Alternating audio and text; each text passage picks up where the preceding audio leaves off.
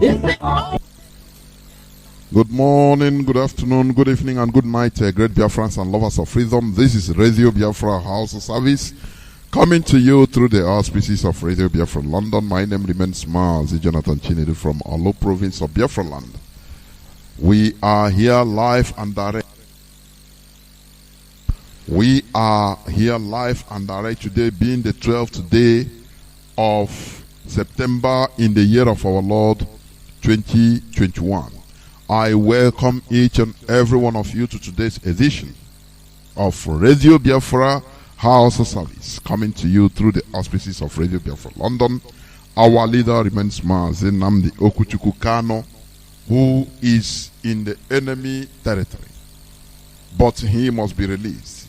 I say MUST must be released unconditionally, because he is extraordinarily renditioned. It's illegal. Nigeria committed international offense, international crime against our leader, against IPOB. Do not forget that, please. Our leader was never arrested and extradited as being falsely, told by different media organizations.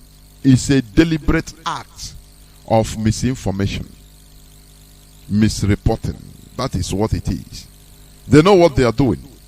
Our leader was extraordinarily renditioned. That is kidnapping, international kidnapping, to a third country that he is not holding their passports. That is what happened. Therefore, do not be deceived. Make no mistake about it. Our leaders stay in the hands of the Nigerian government. Is illegal. It's a crime. And he must be released unconditionally. That is it. We are not begging. No. We don't beg for our rights. We take our rights. That is, it's our right. It's our human right. That is it. Therefore, please welcome your friends and your siblings, your family members, everybody, even your foes, your enemies, to today's edition of Radio Biafra HAUSA-SERVICE, coming to you through the auspices of Radio Biafra London. Today is the 12th day of September 2021. Let us pray. The Lord, the God of our ancestors, we have once again gathered in this hallowed platform in order to do the needful, to propagate enlightenment. Behold our leader in the hands of our enemies. You sent him to do what he's doing in order to bring light in the darkest part of this world, this planet Earth, in that British business empire called Nigeria. There are many forces that are against the truth, against light. The forces of darkness, they are fighting, but there is no way darkness can defeat light, because light shines in darkness and darkness will never comprehend it. Behold those that are complicit in this extraordinary rendition of our leader. Deal with them decisively. Destroy them and their families, their generations, that no good thing will come out of their generation. Be with our leader. Continue giving him that audacity, because you sent him. And we know that there is no way you can leave him, you can abandon him. Behold those that are making problems, seeking for creating problems in IPOB. Deal with them decisively. Many people, some people are in this struggle with one ambition or the other from the main focus. Father, expose them so that they will be dealt with decisively. Thank you, Chukwu Kiabiama, for in your name we pray. He said, He said, once again, I welcome each and every one of you to today's edition of Radio Biafra HAUSA-SERVICE, coming to you through the auspices of Radio Biafra London. Today is the 12th day of September 2021, being Sunday. We are live and direct. Do not forget that on the 14th, in the next 2 days, that is on Tuesday, we are going to remember the saboteurs by locking down Biafra land as usual.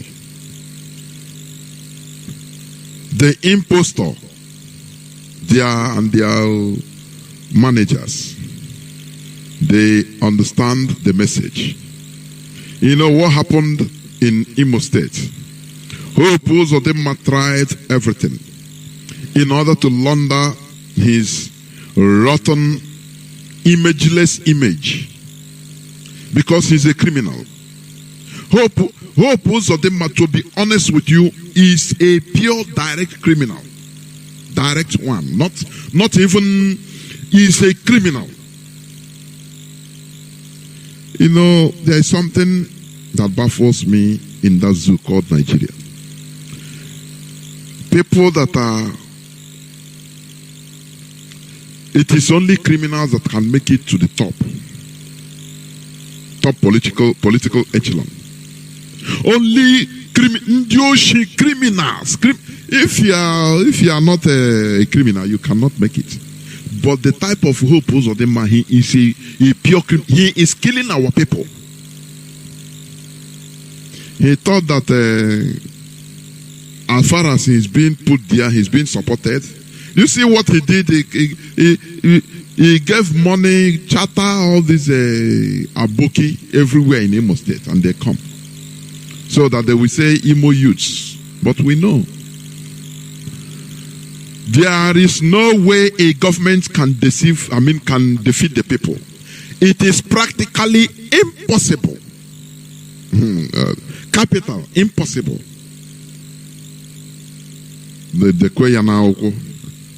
A government can never defeat its own people. Do you know we are the people? We are everywhere.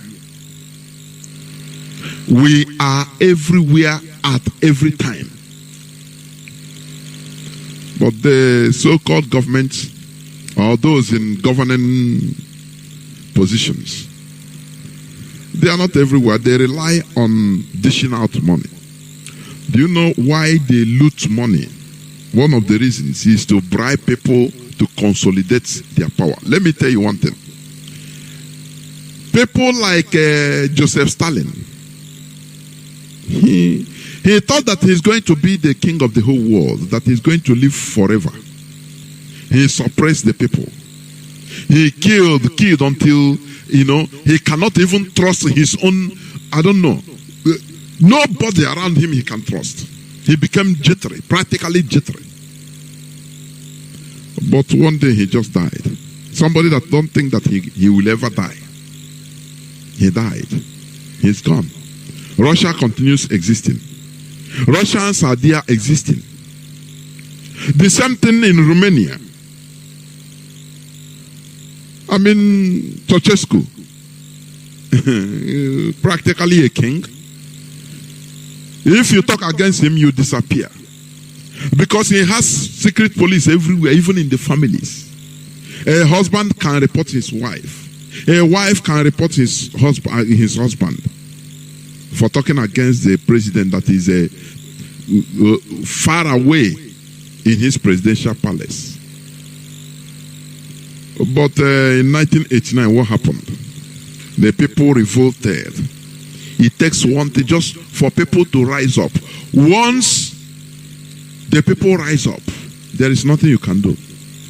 The man and his wife, those people that thought that they were invincible, they were captured by the people. And they were sentenced to death by the people. And if you watch their documentary, how they were being cut into pieces, him and him and the wife, they were shattered with bullets. I think the same day they were sentenced to death. No need of wasting time, because he himself was thinking that he can, there is, according to their age, power. How do you call it? How do you say it? Absolute power intoxicates. Absolutely, or something like that. It is one thing to be in power, and it is another thing to be a human being in power. Because once people think they are in position of power, they think that they are another being. Let me tell you one thing. When you watch even the entourage, people following, cars following, the impostor, they call Buhari, and other African presidents, you wonder. You wonder. Do you know the reason why Europeans, they don't behave as Africans in power? Because of enlightenment. Every time I used to say this, our leader continued hammering on this. The problem with black people is in the brain. To achieve the level of civilization of the Europeans, it's not an easy thing. Baboon, orangutan, you give him AK-47. Oh God Almighty, he's uncontrollable. He thinks that he's on top of the world. That is what is happening in Nigeria. Ordinary governor, that governors shouldn't even have no police escort. No. Because these are governors.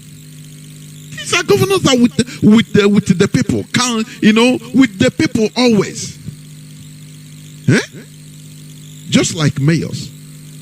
If they are working for the people, why should they be this long entourage, police, military? No. Because they believe that they are in another world. The type of Biafra we are clamoring for is a Biafra whereby the political positions will be highly unattractive. Do you understand what I mean? Highly unattractive.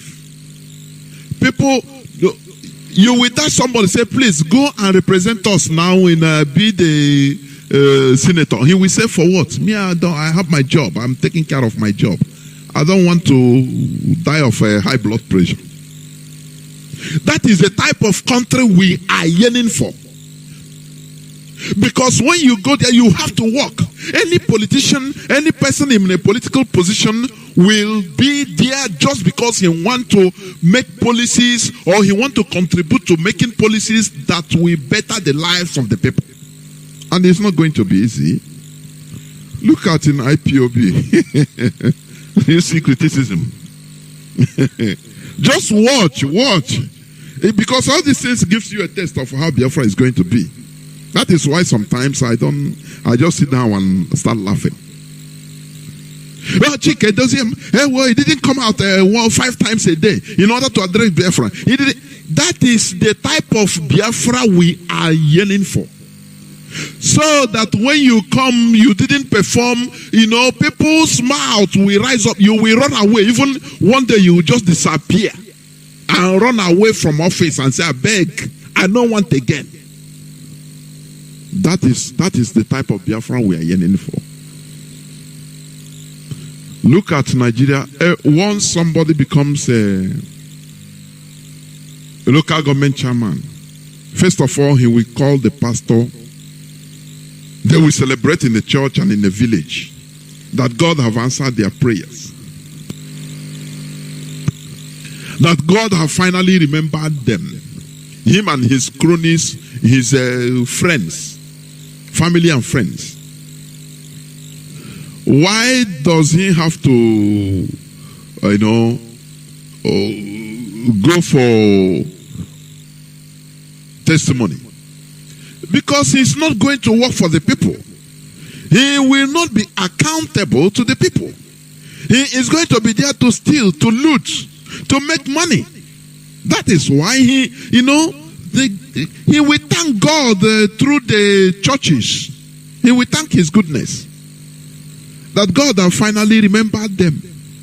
In order to loot, one contract is enough to, only one contract is signed, is enough to build him a house in Dubai. Get him a house in Dubai.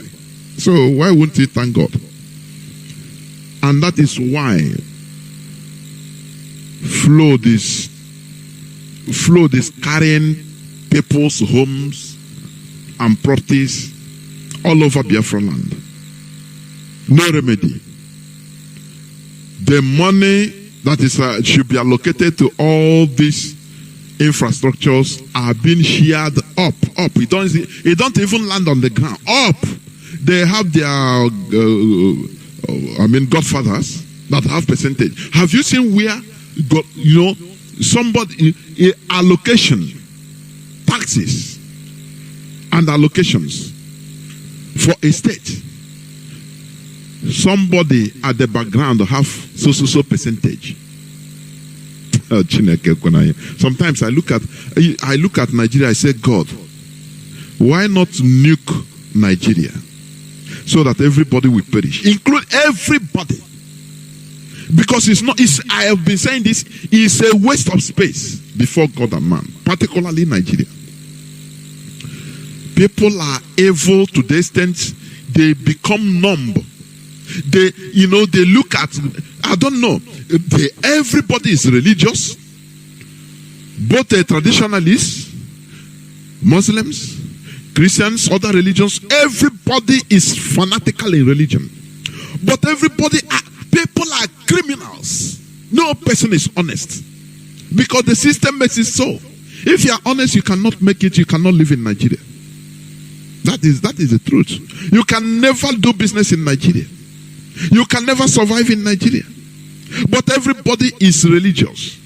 When you talk about religion, you see mouth, now what people know, but you see the character, you see there is nothing. Once you bring money, something about money contract, they become demons. I don't understand. Sometimes it baffles me. I don't understand.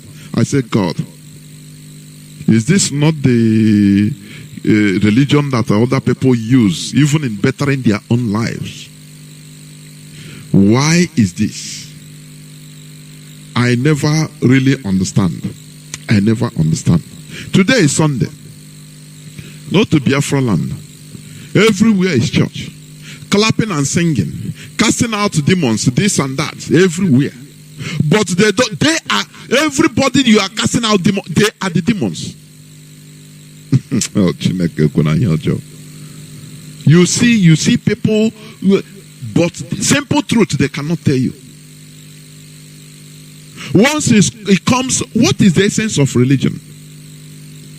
Is to live in harmony with your neighbor. Is to make sure that laws are respected. It is to make sure that righteousness reigns in this planet Earth between one person and his neighbor.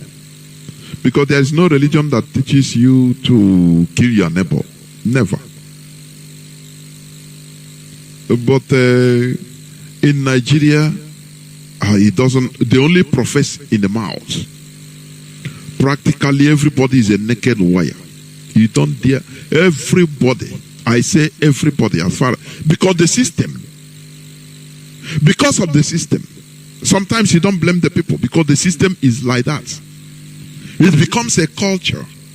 It becomes a tradition, the norm of the day, in order to behave like animals. Because if you don't behave like animals, you cannot make it.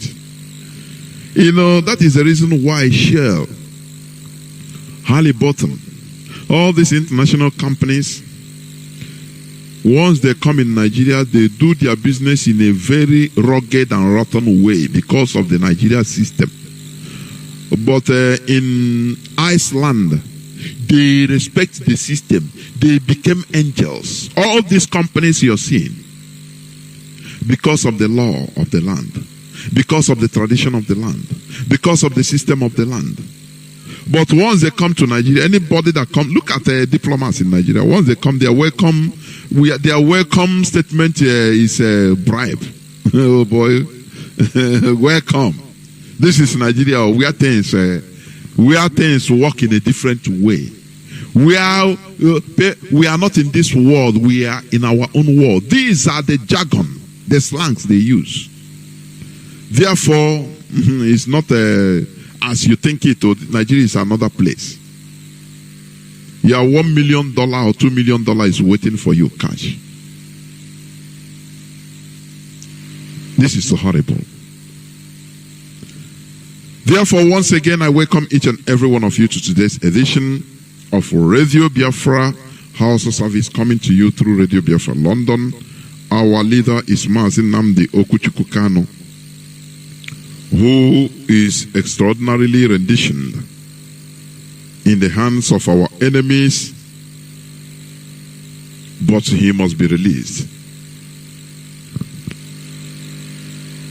And do not forget the Biafra Women Mega Rally coming up in London on the 29th, 30th of September and the 1st of October 2021. Free Mazi Nnamdi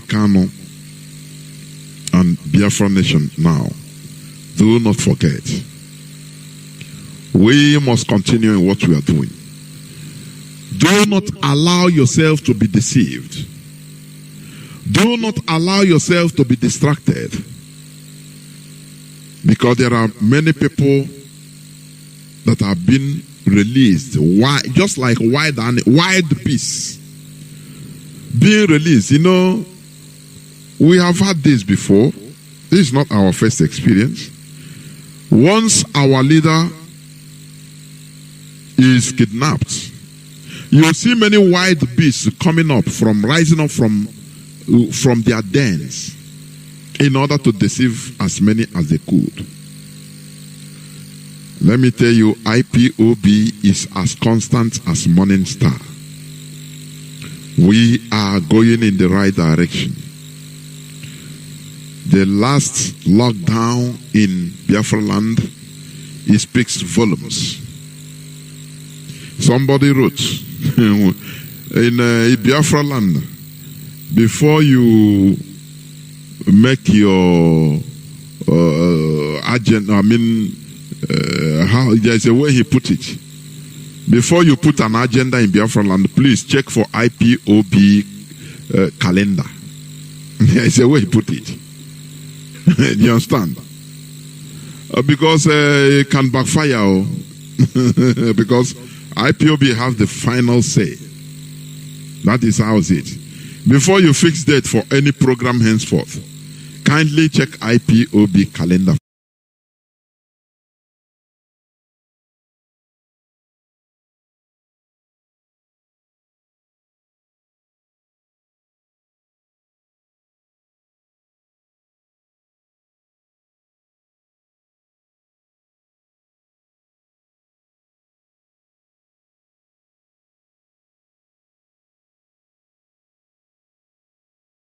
Because IPOB have the final say. That is how it is. Before you fix date for any program henceforth, kindly check IPOB calendar.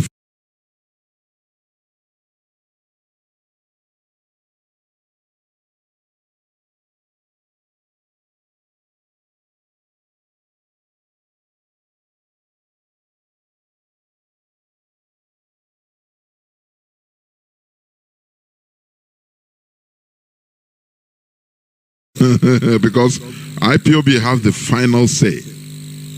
Tell you that Nigerians are insincere people for any program henceforth. Right. Kindly check IPOB calendar. Something dishonest. A people that is incapable of human development and civilization. Once you are a zoo, monkey or baboon, you must live your life in infamy. Because you are a Nigerian. Yoruba man has spoken. Nigerians are not sincere. As I didn't tell you before. He's a Nigerian, no? He's telling you that their people are not sincere. Did I not tell you before that they are not sincere? You want to know what is insincerity? I will give it to you the way it is. Because the zoo is patently evil. Yes. Nigeria is evil. Do you know how much they stole? 400 billion pounds is in Europe, is in Asia, according to UK group. Ocean Zoo, the amount of money they steal will start off a tsunami. 400 billion. Very close to $1 trillion, an amount of money that can build second Niger bridge, pay for free education for every child, make sure that all roads are built, you have running water, you have electricity, your university is funded. 400 billion pounds stolen by the monkeys, and blame it on these people. You have 400 billion pounds stashed in 3 continents. By the time we finish, Nigeria will no longer exist. That name, we wave goodbye to it. The same way Yugoslavia is gone, the Soviet Union is gone, that same way will the word Nigeria be obliterated from history books. The people are stupid and foolish. Nigeria is a reminder that colonial mentality actually seeped into our bone marrows. As somebody reminded us this morning, when somebody from Nigeria prays and says, "Oh, God bless Nigeria," you are making a mockery of God. God can only bless something that was created. I learned that this morning. God did not create the zoo. Therefore, there is no way God can bless it. It's impossible. Impossible. That hopeless entity. System, I don't understand. That's people today. And came back. So that is why the repetition. But we must continue.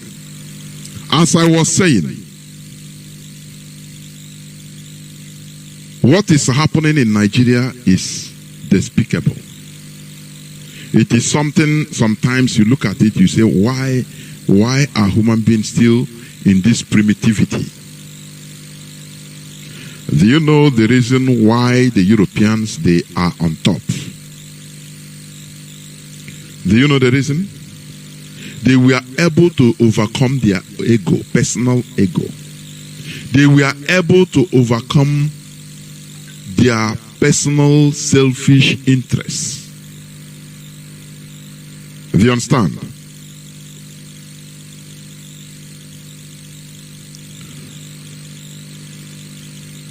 Because they were able to overcome their selfish interests. You know, to overcome your selfish interest, it's not an easy job. Now they have to go for collectivity, collective interest. Jettisoning your selfish interest to go for collective interest is the hardest thing to do. That is selflessness. That is what our leader Mazi Kanu is doing. The Europeans, they have to undergo that type of enlightenment that made them to start reasoning. They foresaw that selfish interests will lead them nowhere. Just like what is happening in our land. Where is selfish interest leading us as Biafrans, as Ndibo? Where? To your tent, O Israel. As we are scattered all over the world. Now you make your personal money, you come, you build your house, buy your generator, dig your borehole, everything you put it. Your neighbors around, all of them, there is darkness in the night. Everywhere darkness, only you. The other person will say, I want to be like this person. Okay, he will run away and travel. But we have not considered collectivity. Do you understand? The highest mistake, as our leader continues repeating, we made is stopping the civil war. If you say some people that, some people they can try to counter. You don't stop in your ideology. It is, it shows no seriousness that you are having double mind. Do you know why we are suffering today? Why we are still clamoring? Because we stopped. We stopped. That stopping gave our enemies the chance they needed in order to implant. They train saboteurs, they make saboteurs model in our land, models. So that growing up children that are growing up, they take saboteurs as their role models. Do you understand? When I say this, I don't know, many people might misunderstand me. You don't stop in ideology. That is why some people fought for independence or for liberation, for freedom, for more than 50 years. They continue fighting. Anyway, they don't stop. Even if they do peace, this and that, others will continue from behind, anywhere, in the bush, anywhere, continue fighting for the same thing. That is an ideology. But in our own case, in 1970, we are deceived. We allow ourselves to be deceived. 3R, rehabilitation, reinstallation, regeneration. Oh, one Nigeria, we go back to one Nigeria. To start, now the Fulani Caliphate took that opportunity with the British expert advice to make sure that they rose saboteurs to become role models in our land, and that is what we are suffering today. That time people will be saying, okay, we are fighting for survival, everybody to attend Israel. But they didn't have the future thinking of what in the next 50, 60 years as of today. How are we going to be like? Today we are seeing the repercussion. We are seeing the repercussion of, and we start afresh to fight, to restart what we stopped before 1970. That is why some people, some Oyibo, some white people, you tell them about Biafra, they say, so this, are you still existing? Because they believe that we have all been slaughtered. Because they didn't hear about it any longer. Oh, Chukwugozie, our leader, Mazi Nnamdi, who came and continue preaching on ideological consistency. If you cannot understand this unless you have internal spiritual mindset, spiritual sight, you will understand what he means. Ideological consistency. This is what we lack. They pushed us into financial consistency, money making consistency. Oh God Almighty! And today we are suffering it, and now we remembered our mistakes. That is why we are trying to correct it. That is why today, instead of anything, we are fighting. We are first of all trying to rid ourselves of saboteurs, which are the saboteurs in our land now are more plenty than even the real people. I'm telling you honestly, this is a mistake. It's just like when they persecuted Christians and they say, okay, now we are no more Christians, we are this and that. They remove Christianity. Only to start it about 100 years later. It cannot happen. By that time, everything has been scattered. You don't stop. Ideology, you don't stop it. Look at people like Colonel Madiebo, a great man. Do you know that he's still alive? Nobody hears about him. People, because they made those real human beings. They relegated those people. Those are our heroes. They were relegated to the background that we don't even know. We didn't know that they exist any longer. Hey God. Our leaders say even if it takes 1,000 years, we continue this fight. We will wear our enemy out. The other day, the Catalonians, they celebrated their independence. Which Biafrans were there, I think yesterday.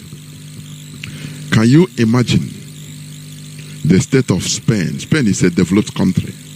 But the Catalonians, they are still trying to get away from the men's Spain. Don't you think about it? Don't you think about it?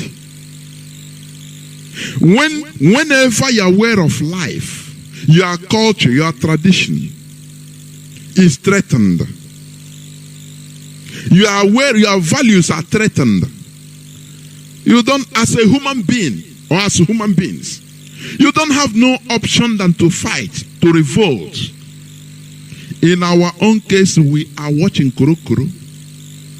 Our way of life are being threatened. Fulani headsmen that we didn't know who they were, they are now being allowed, given, lion's share of our land, telling us cock and bull stories in the name of one Nigeria, destroying our farms. The strangers have taken over our own land. Chineke. In the name of Nigerian politics. And all we do is to cry. Oh, crying, oh, crying. Sometimes when I look the way our people behave, sometimes I become annoyed. There is this report in Enugu, which I think he broke it, about how they are trying to punish, through few people, they are trying to punish marketers, traders in the market for obeying sit-at-home order the other day. Now they have to be going from shop to shop, taxing them $1,500. When I heard the story, I said, look, we have a problem.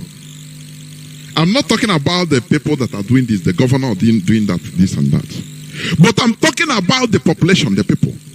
You will see that the people that are doing this are maybe 50, 100 of them, or less, few people.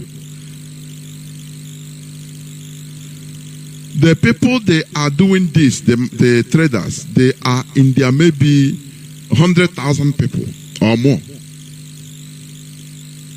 And you will see them, each and every one of them, they are complying, or they will be complaining individually. You see some people will go at the back secretly settle, let my 500 happen in my shop. Okay. Giving these bad people the audacity to continue what they are doing. And I say, because people are saying, oh, where is ESN? Where is Ipob? Come on, can't the people organize themselves and revolt, even in the market? If people come out spontaneously, say, no, enough of this, don't you know that it solved the problem immediately? Our people, we should know how to organize ourselves, cooperative. We lack it, and that is primitivity. I used to say this. That is primitivity. Do you understand? Do you know civilization? One of the main factors of, or how do you know civilized people, is when you see evil or injustice being done to somebody. Now people will rally around the person. Do you understand me? People, other people that it doesn't concern them will come out because they have to fight that injustice. It doesn't matter who is the victim. Their ability to organize themselves under, just like Black Lives Matter. How does it? It ricocheted all over the world. But it was started in the community. In a place, people rise up and say, no. People were coming down from their houses everywhere saying, no, this is evil. This is not good. How you killed it, both black and white. No, this is not good. That is how things happen. That is how revolt starts. But our people, what I see in our people, when they see that evil, this one will go, oh boy, pray. He will kneel down and start praying. Call his pastor. There's something happening here. Please pray so that it doesn't touch me. So that it will bypass me. Any evil, jump and pass. And their pastor will say, okay, once it will not touch you, don't worry. Just be inside there. Don't go out. Don't follow them. Oh, you are separate. Don't follow them. Now, so each and every one of them will hide. Now they will go secretly at the back. I beg, let me settle. Let him know. All of them will try to maintain themselves into living in that injustice. Trying to work hard so that that thing doesn't touch them personally. Do you know what? That is pure primitivity. Instead of coming out spontaneously,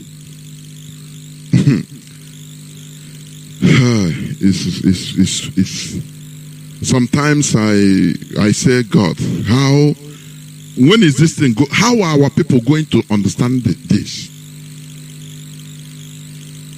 In a market, people will be coming, oh yeah, give us money. You didn't. They will see a shop. Maybe even they will slap the owner of the shop. Or you bring, if you talk, others will say, oh boy, nah, don't talk to them now. Keep quiet. Oga, me wanna take a easy. Oga, okay, Oga, okay, make we negotiate. Oga, you know you, sir. Our people have been subjugated into siring everything. I'm telling you honestly. Instead of people, to rise up in that market, more than 100,000 people close their market and come out and say, no, boys, so yeah, it cannot happen. We not agree. They pursue these people. From there, they will march even direct to the governor's office and say, this thing, it cannot happen. We are the owners of the land, not you. But every time, one by one, they will be picking them one by one. So one will go and at the back and settle. Nah, oh boy, no make noise, settle. Tomorrow now, our pastor, he said we shouldn't fight. The Bible say, and they will put themselves into oblivion. It is very sad. It is very sad. Sometimes we have to react like human beings. At least humans. At least. Mainstream humans. Not every time willing. People, spontaneity can. I saw a video. The people that we have been the Northerners, Fulani boys that we have been gathered. I mean, to welcome the presidency, the impostor, when they were going back. Because they couldn't give them no more ride, no bus ride. They were trekking. The person making the video, they were saying, look at all of them are booking. Yeah, Imo youths, they were calling them, sarcastically. Imo youths. And you see that they are all Northerners. They are all Northerners. Now, it occurred to me, I started thinking, I said, imagine in the street of Castina, maybe a president that is hated in the north now came, and you see Southerners, mostly Igbos, have been churned out from Sabonga. They say, okay, come. They hire them, they go and welcome the president, do everything. Now, after everything, they were going back, and you see the Fulani people be hailing them. To God who made me, they will all rise up and attack them on the street. All these small things, this is why they are being referred to as superior. They are taking it because they know that they get out, they come to your land, they impose on you. I know that it is with the help of the states. Yeah. But we should be making effort. I can make an effort. At least, Guru, you cannot tell me the reason why some people in a marketplace, they will be telling them to come and pay, enforcing, otherwise I close your shop. In a market of more than 100,000 people, and people one by one will be shouting, why not people descend on them spontaneously? What are they going to do? Imagine when 50,000, let me be just 50,000 people descend on just 100 people. Imagine. Won't they run? From there, that is how protest began. From there, they will march to the governor's house, saying, no, we cannot do this. Imagine the policemen, they see 100,000 people. Do you know what is the meaning of 100,000 people? As they are going on the street, others are joining them. Imagine marching. say, no, this thing we cannot agree. We are the owners of the land. All the Kwegu, honestly.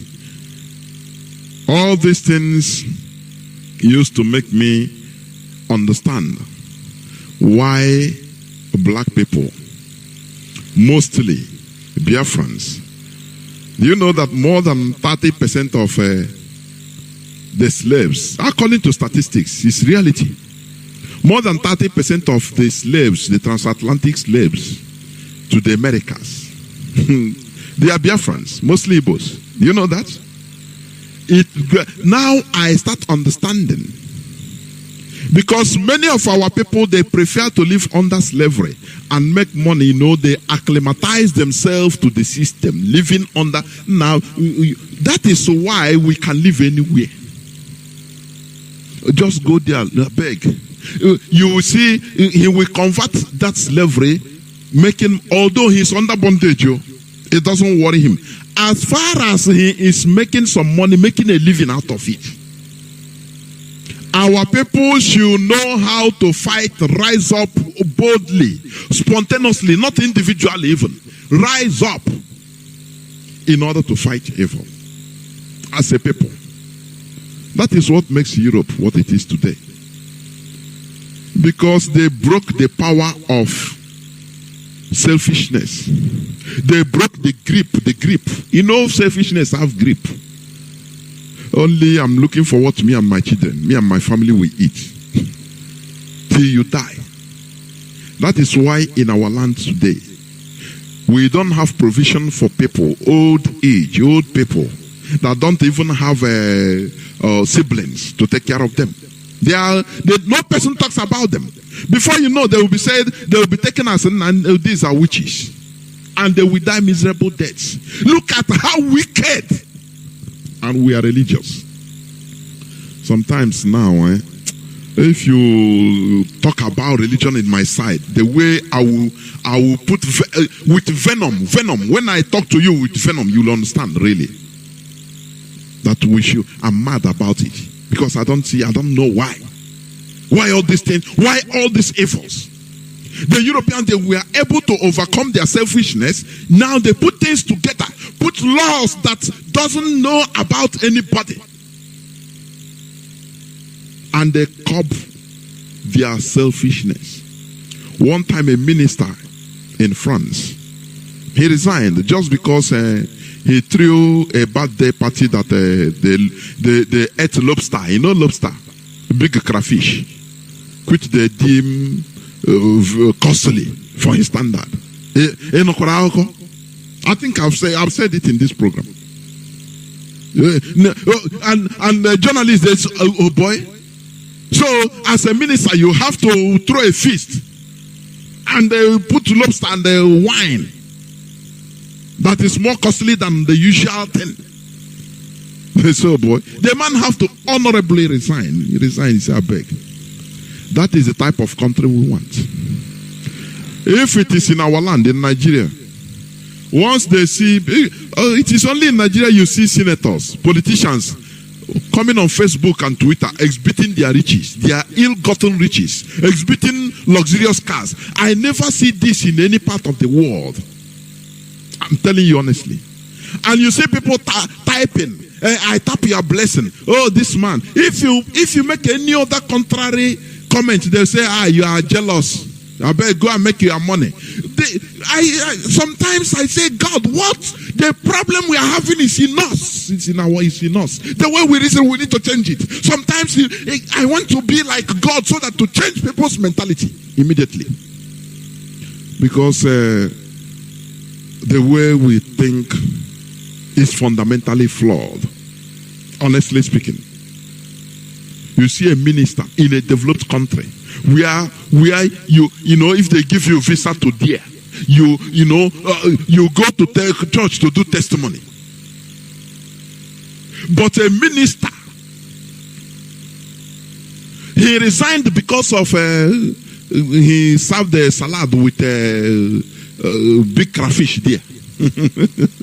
And the demon said, no, it's too exorbitant. Can you imagine it now? Just imagine. You see people senators, politicians in our land, they are showcasing publicly their ill-gotten money, showing the houses, everything, their luxurious cars, private jets, and people are praying, God, let me be like this man. Oh, I tap to you a blessing. Oh, I bless God for you. Oh. If you tell people that, look, this is not the way it should be, they say, oh, you are jealous. Envy go kill you. Make you not go make your money. May you go make your contact and be like him. And you will be alone thinking, say, look, when are we going to be like this? You know, sometimes, I'm telling you before God and man, sometimes some of us, I try to forget, say, look, let me live like other people, not seeing all these things. But I won't. I can't. And not I won't. I can't. When people are living, doing just like I got only ego, nothing mega, this and that. Yeah, I can't. I will be seeing all these things. I say, God, why are you tormenting me with seeing all these things now? Let me be blind so that I will live like others. Eh? We must continue. And I see that, we are born to do this. Honestly speaking, we are born to do this. If you see any genuine hardcore Biafran that is serving with all his mind before God and man, check his history. He is born to do this. It's not, we are not making mouth, no, because we are doing it voluntary. You understand? It's a voluntary service. We are doing it because you want to be among those that at least history will remember that, oh, they follow in correcting this mindset of our people, in changing it to positivity. That is the only thing that matters. That is the only thing. When you go to a funeral, I don't know why I'm taking time, but it is worth it. Whenever you go to a funeral, you see people reading eulogy. What do they call it? All these praises. Sometimes I tell myself, oh, so it's only good people are only dead people. Oh, he's a good person. He's this and that. I say, okay. Oh. No person have come to say, we come and say, oh, he made so, he know how to make money. He made the so money the other day. And he made millions the other day. And no. What people used to talk about the dead person is the legacy he or she left, nothing more. What you gave out, that good quality in you, that is what people see, is nothing more. It's not about money. Now, why can't we learn? It's a pity. Honestly, it's a pity. I will go straight to the topic of my submission, which I will not take time because I've taken time already, about 50-something minutes now. But it's worth it because I've not spoken since 2 days now, honestly. And I need to. It's because of my personal engagements. If I try, no way. But we must continue. Oh, that is where the zoo pushes us into. You must work hard. You must look for what you and your children will eat. It's very big pity. Sometimes, honestly speaking, how can we change our people's mentality so that we come out from this quagmire we are in? You will see princes and princesses. You will see scientists, natural doctors, inventors, lavishing. You see them being butchered for nothing. And they take a chaya, you become sad. Honestly. We must continue. I will not fail to remind you, please stop calling these people the House of Fulani. There is nothing like Hausa Fulani as a people, please. What we have are the Hausa and the Fulani as different people. Different people. There is nothing like House of Fulani as a people. What they do. I read one article being written by an Hausa man. I'm telling you, that article, very, very compelling. Their eyes are opening. They are repeating what we have been reiterating here on Radio Biafra. That there is nothing like House of Fulani. It is a grand deception. It is a grand deception, nothing more, by the Fulani Caliphate. They manipulated the Hausas and conquered them. Do you know that when Hausa Kingdom fell, Ottoman Danfodio, one of his main policies, he encouraged Fulanis, he brought Fulanis from every nook and crannies of Africa, from the Sahel, to come to Hausa land. He urged them to marry Hausa women. Not even urged, he compelled them. You must marry Hausa women, Hausa girls. Double, multiple. Do you know the reason? To compromise their blood lineage. That is the only thing. To compromise their blood lineage and nothing more. Because he knows that once their blood lineage has been compromised, in the next 30, 40, 50 years, the result will be coming. And that is it. They started calling themselves the House of Fulani. That doesn't exist. Today, do you know that they are encouraging Fulanis to marry Igbo girls? Do you know that history is repeating itself? You see an Igbo girl, a Biafran girl, will get a Fulani senator. He will be proud. Oh, he's a politician. Because all of them are politicians. They are they are into federal politics. Nothing more.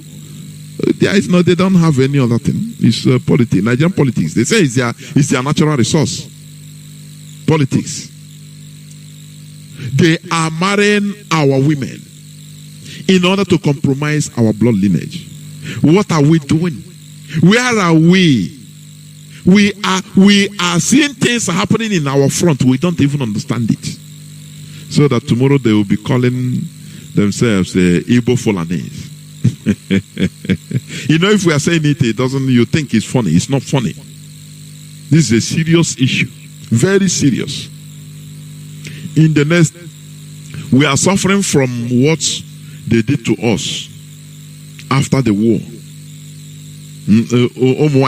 Attack. I had tomatoes. You know, many of our women,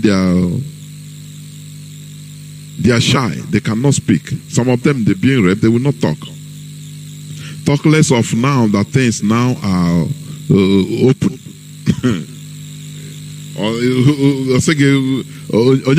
Can you tell who? Why will you tell me who to love and who to marry? Do you see what is killing our people? This is what the Hausas did. And they compromised their blood. And they started calling themselves the House of Fulani, which they are not. And a little Fulani population compromised a very big Hausa race. Isn't it absurd? But you are allowing history to repeat itself today. Please. That is one of the things IPOB is trying to put a stop to. Because we must maintain ourselves. That is self-preservation. That is what we are trying to do. Therefore, please, there is nothing like a House of Fulani. What you have are the Hausa and the Fulani. The conquest of Ottoman Danfodio against the Hausas, it brought about this deception, House of Fulani, which they use in order to rally the Hausas around in order to continue doing their dirty job, thinking that they are the same. But today their eyes are opening. I'm telling you, I'm assuring you. The Fulani, they are different. They don't even take you as anybody. Whether you're a Muslim or not. I keep on saying this. What they are doing is Fulanization of Nigeria via Islamization. Fulanization through Islamization.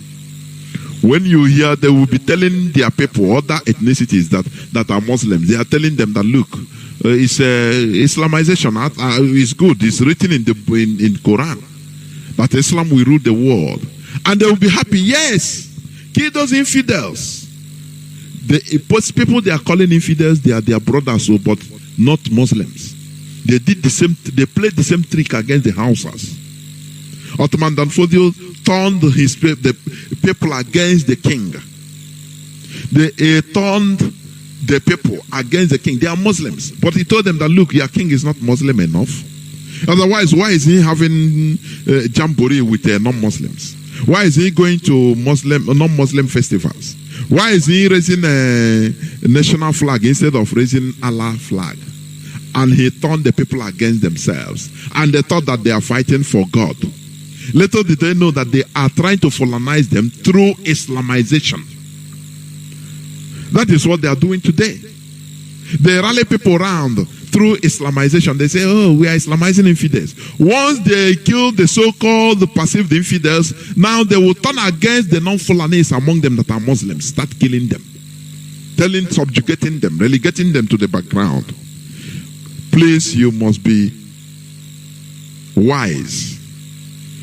You from a Gwari, Nupe, it doesn't matter whether you're a Muslim or a non-Muslim, be wise. The Fulani, they are not your friends. They are the most nepotistic tribe in Africa. Make your researches about it. The only thing is that they are politically savvy. According to Dr. Adeniyi, they know when to negotiate. They know when to beg. They know when to intimidate or coerce.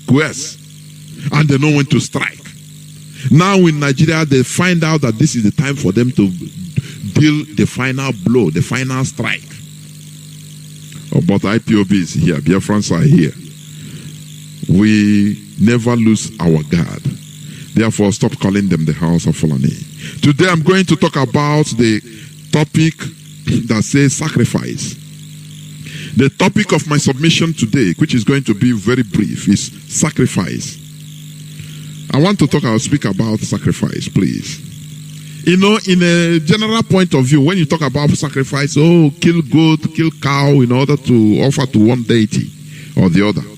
And why do you do that? Because it needs blood.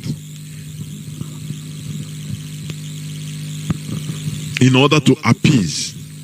Because spirits, they need blood. Whether it's good spirit or bad spirit, they need blood. After all, God told Abraham, kill your son for me. You know? So that is a sacrifice. So something that is being done in order to appease is also sacrifice. Now, the part I'm going, that it is the act of giving up something valued for the sake of other considerations. That is what our leader Mazi Nnamdi has done. And that is the path we are treading, we are following. Sacrifice is the act of giving up something valued for the sake of other considerations. Many personal values are sacrificed in order to maintain freedom in the country. Freedom is kept by fighting against enemies. In wars, you know, when we talk about war, it's not only guns and bullets. When I talk about sacrifice, you know, this sit at home, whenever we declare, Ipob declare sit at home, and you sit at home, you are making a very good, big sacrifice. Because maybe that day you will go and make some money.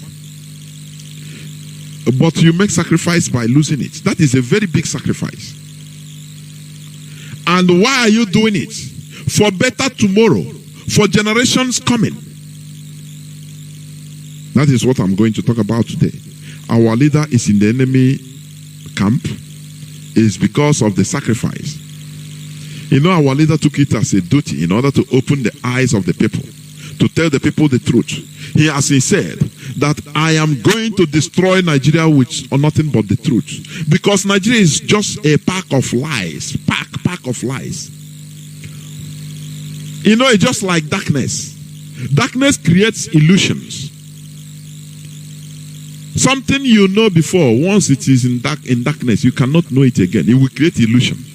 I remember when we were small, when we were little in the village, You can be going on a footpath, bush path. Maybe around that type of that time. That is dark. Maybe 8, like that. And you see a tree that you've known before, or a flower. Breeze is shaking it. Even you start running, thinking that there is one thing or the other. That is illusion, because it is dark. It's darkness. He's sending you fake image in your brain. That is how illusions work. That is how Nigeria is. Pack of lies. They are putting on something, that you think that, better tomorrow, Nigeria, it will be better. This thing, they have been saying it right from the time we were little. In the 80s, we see here, Nigeria will be better. One Nigeria. We are fighting for the unity of Nigeria. Since that time I was born till today, unity of Nigeria is still what I'm hearing. For better tomorrow. Nigeria will be better. The unity of Nigeria is the same thing. Nothing changed. Doesn't that make you to reason, to think, to start having a rethink? When are we going to finish getting one Nigeria, unity of Nigeria first before development? I'm talking about sacrifice, please. Let me tell you, whatever you are being told to do, whatever you are doing in this restoration is a big sacrifice, as I said. People have done it and they got good results. Without sacrificing something, you cannot get nothing. You can't get anything.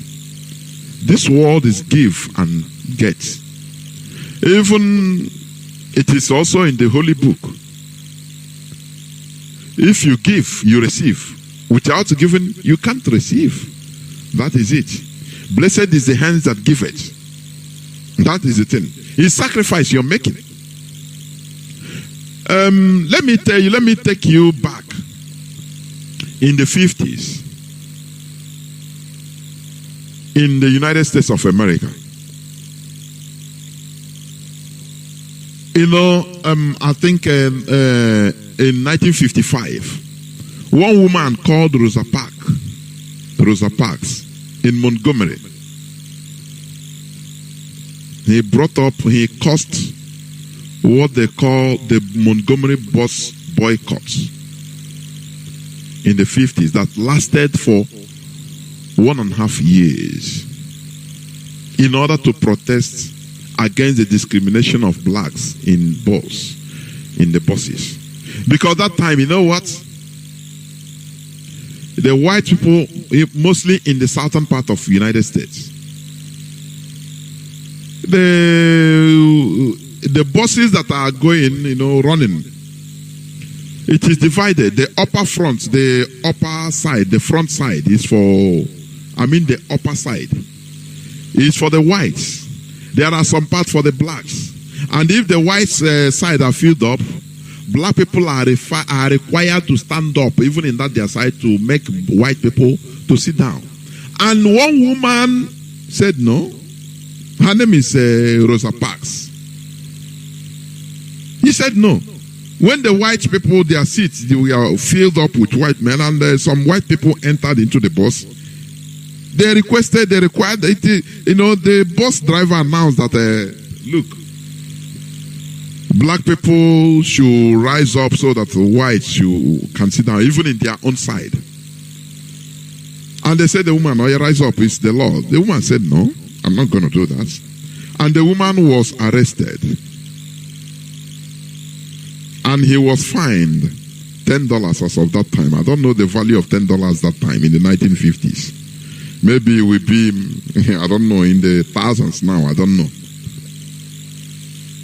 Now, these things,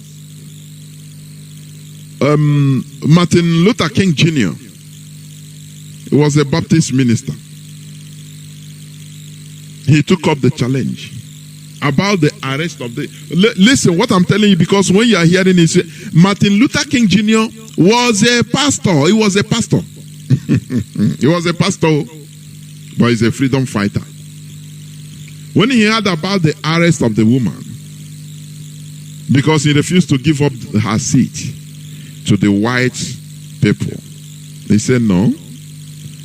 Now they started campaigning, even in churches. Listen, because when we speak here, sometimes people think that we are castigating Christianity. No, I don't.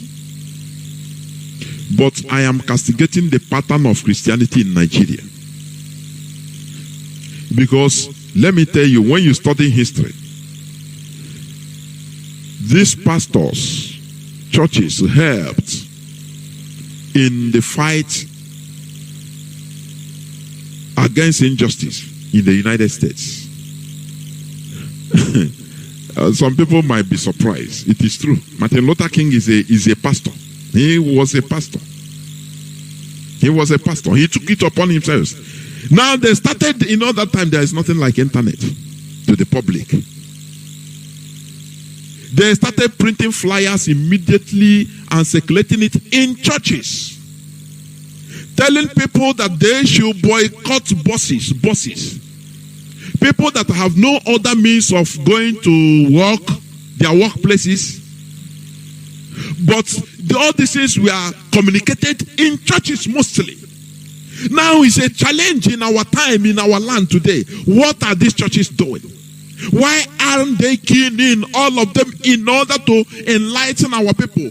Be a tool of enlightenment in our land. Instead, they go to the path of making money. That is where I find it highly absurd. Do you know that black Americans in Montgomery, they boycotted the using of bus? It's a form of protest for 1.5 years. Do you know that? People instead of, some people might be trekking maybe 10 kilometers to their workplaces. Instead of entering bus, they trek. Maybe before it takes them maybe 20 minutes inside bus in order to reach their work destination from their houses. Maybe they wake by 6 o'clock because then they prepare waiting before the opening time. They are in their workplaces. But this boycott, this sacrifice is a big sacrifice. They say no. Nothing good comes easy. It's not cheap. Freedom is not cheap. All of them took it as a duty in order to boycott the bosses. Say we are not taking. People started trekking. Black people started trekking. They suffered themselves. That is the sacrifice I'm bringing to you tonight. Let me bring it to our own context today, please. You tell people, because of please don't enter bus, just trek. There are people that maybe goes to work from maybe Oloto Owerri, 20-something kilometers. You tell them to trek, they will tell you Chuku Pokwaga Gina Biafra.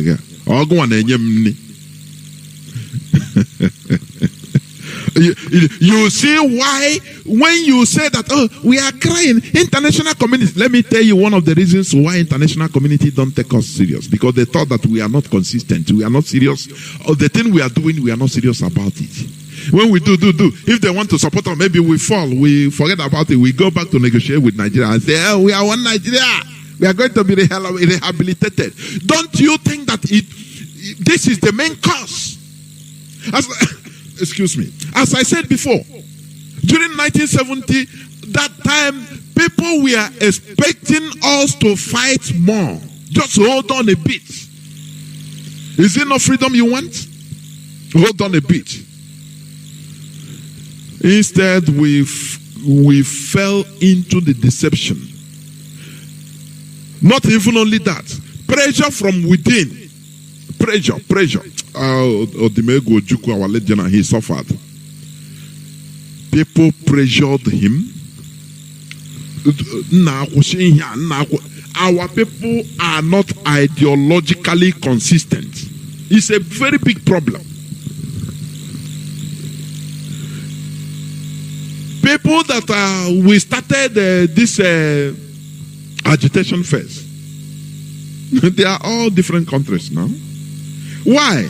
International community, they saw, they say, oh, so these people can just jettison all this thing they suffered for. 5 million people and counting.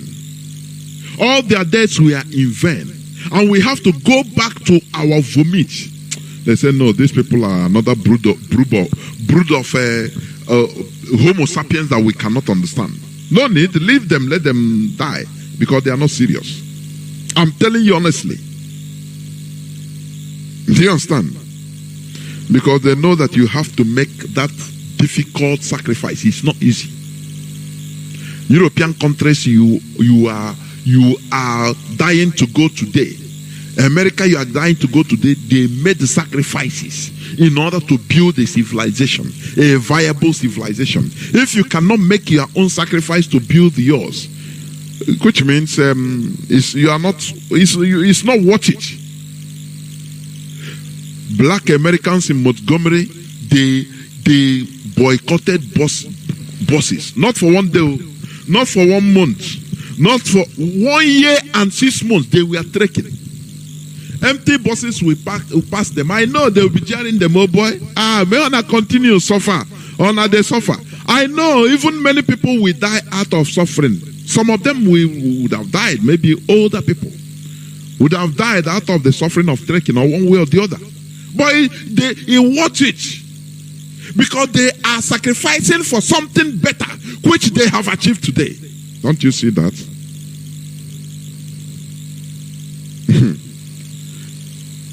I brought it to today. If it is us today, they say, okay, stop. Look at the ordinary, stop eating cow meat. We have been advocating for. How can't I? Now you get my money for me. Now you get my money where I take buy the cow for me. Now because you know if you buy cow, I beg. I go use 10 cows to bury my person. And he will buy it, thinking that he's doing you. No, our people, many of our people are highly primitive. They don't know what it means to fight collectively. We have been advocating to stop buying cows. Stop promoting our killers.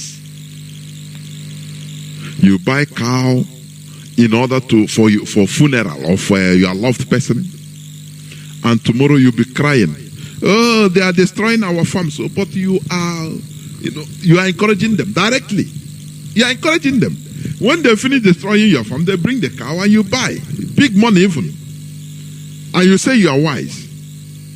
You must sacrifice something in order to get something better, something bigger. I am giving you this example of Montgomery bus boycott. Do you understand that? It was this bus boycott was propagated mostly in churches. Remember, the awareness was created mostly in churches, and pamphlets were circulated, flyers were circulated. Say, stop entering the buses.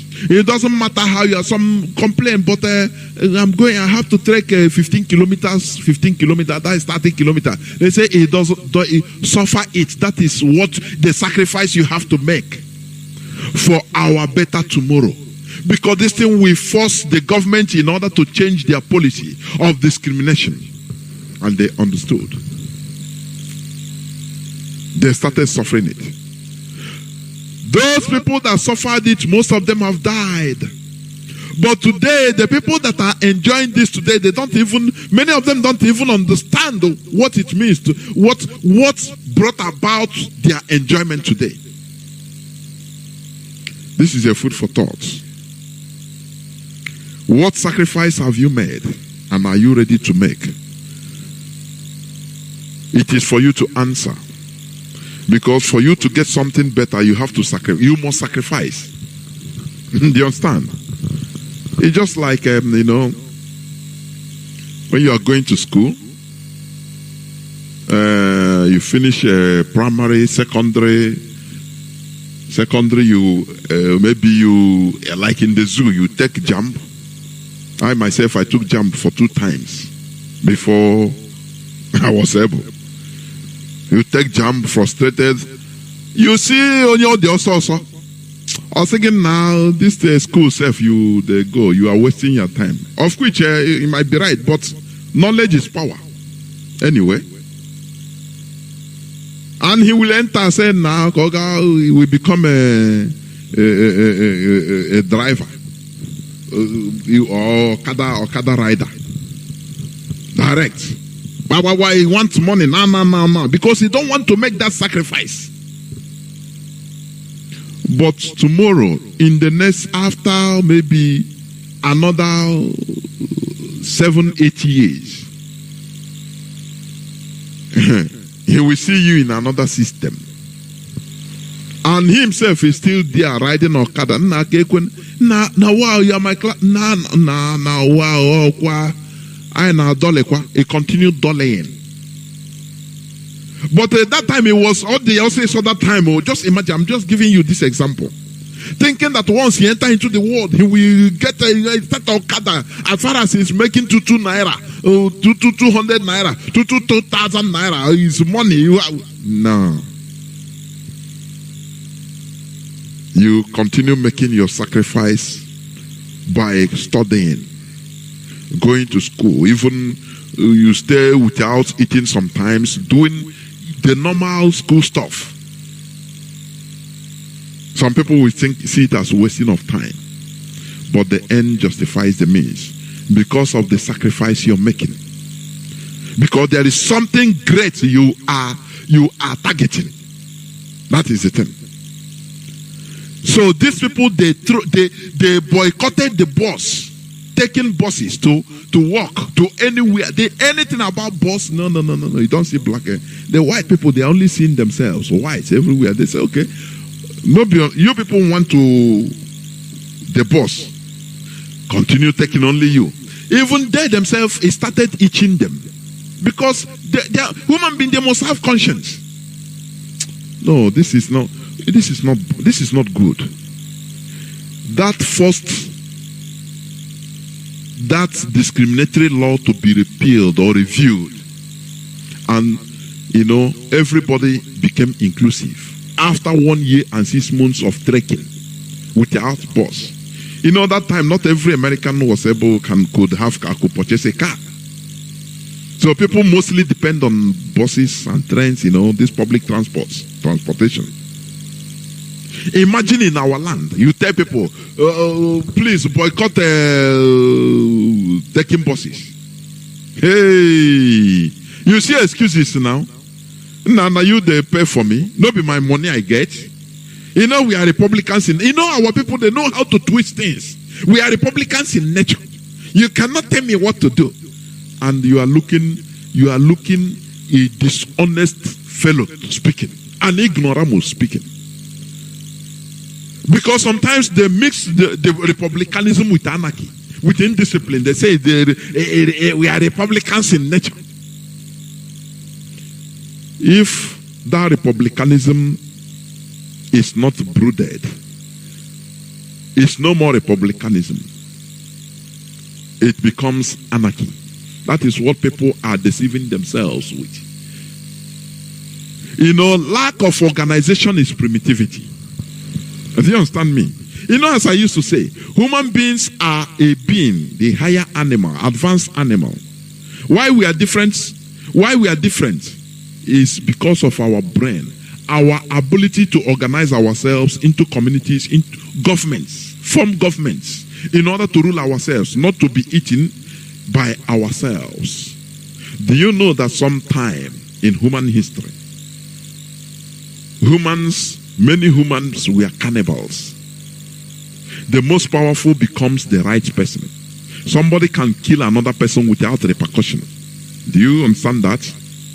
It is due to human development that human beings started forming organizations, cooperatives, forming governments, saying no, there are some things that we cannot do.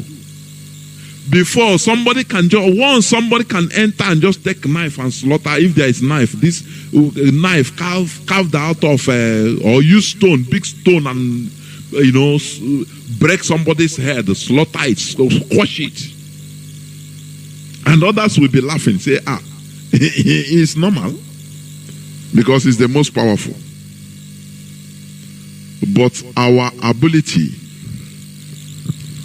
human ability to organize governments, organize themselves into communities, governments, making laws, protecting themselves, that is civilization. When you say, no, I'm a Republican, we are Republicans by nature, so you cannot tell me what to do. You are an ignorant human being, or you are simply mischievous.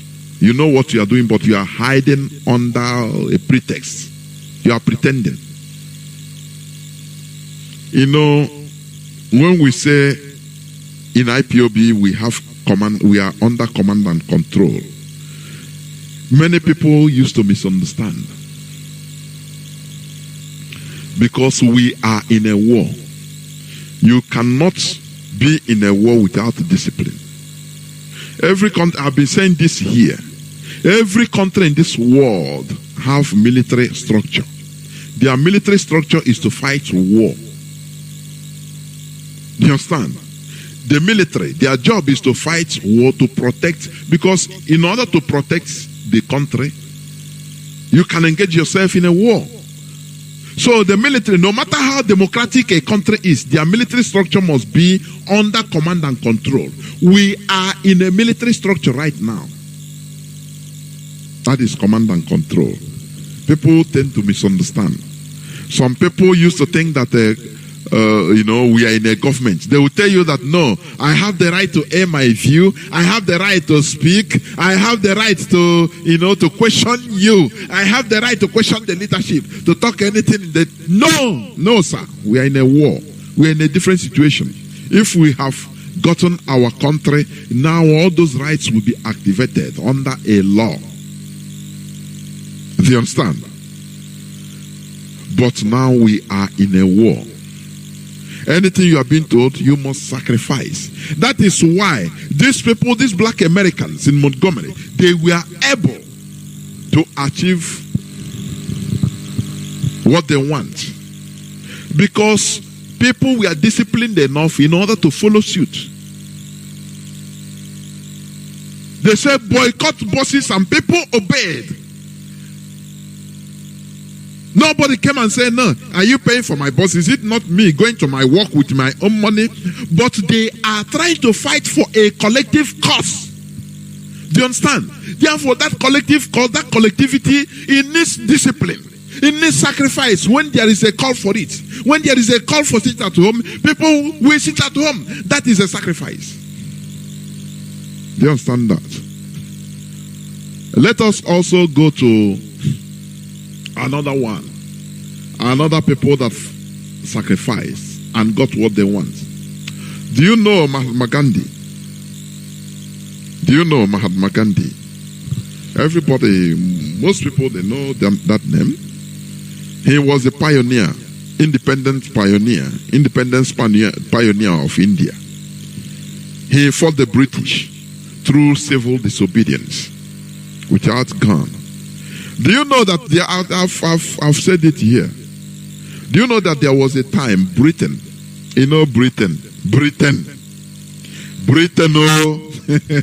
these people. Britain, I respect them honestly, because when you study history, you know they contributed a lot to the advancement of humans. It's not out of emotion, but yes. Of course, if it is you might do even worse. We might do worse. So, the world is like that. When I say this, maybe some people will misunderstand me. Please, do not. This world is about exploitation. There is no sentiment in the world.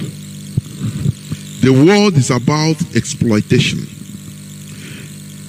If you can get away with exploiting others, you do. And get away with it. That is the thing. As a people, I'm saying, you check the advantage and the disadvantage, And that is it. That is what Britain is doing. Britain they contributed a lot to the advancement of humanity. Industrial Revolution, they championed it. Do you understand what I'm saying? They championed Industrial Revolution. Mechanization. They championed it. But they use it to exploit others. That's it. Every time I used to say, why couldn't we have exploited them? What made us to be lagging behind and always crying? One of the reasons is indiscipline. We lack sacrifice. When you are told to do something for future, so that maybe in the next 10 years, 20 years, it will bear fruit, you say no, you are saying now. You are interested in fighting for your stomach. For what your immediate need is greater than the future of the whole people. Is it not what the politicians are in Nigeria doing? Mostly in our land, in Biafra land. Biafran politicians. Is it not what is driving them? It's the same thing. You know, sometimes we cry, oh, politicians in our land, they are evil. I say, hey, let us look at this thing from the grassroots. Show me your friend, and I'll tell you who you are. The people that are doing this, do they fall from another planet? Is it most of them? Was he not okay? Let us say 20 years back. What was he? Was he not like any of us, ordinary people? Was he not like that, doing his own thing, doing his own business? Did he fall from heaven? Because he is ready to do anything in order for his personal aggrandizement. And that mindset is in many of us today. If given the opportunity that the whole post on Nima was given, they will use up it, they will enter into it. So let us stop blaming all these politicians only. Let us blame ourselves, for this mindset we have until we change it. We want to make money by all means. We want to make power by all means. We want to be popular by all means. It's the same thing. I say it is the same thing. That is why when you blame all these people, yes. But check the population, check the populace, and look at their mindset, how they reason. Look at how they operate. Look at how disciplined or indisciplined they are. Now you see how their future or that will tell you how their politicians will be or how they are. People are defined by their politicians. If not for the coming of Mazi Nnamdi Kanu, do you know that all these people, everybody will be aspiring to be them? Somebody came and put a stop and said, no, these people are leading us into abyss. Mazi Nnamdi Kanu did. Even up to today, you see many people. Hey, Onyisi, Buruburu. I tap through your blessing. I want to be like you. Is it? Look at, I saw the picture of Soludo, Chukuma Soludo, buying crayfish and okra. My gushi, mogriha. When election is near. All these things, is it not what is being played every 4 years? It is a game that everybody knows. But look at the people there.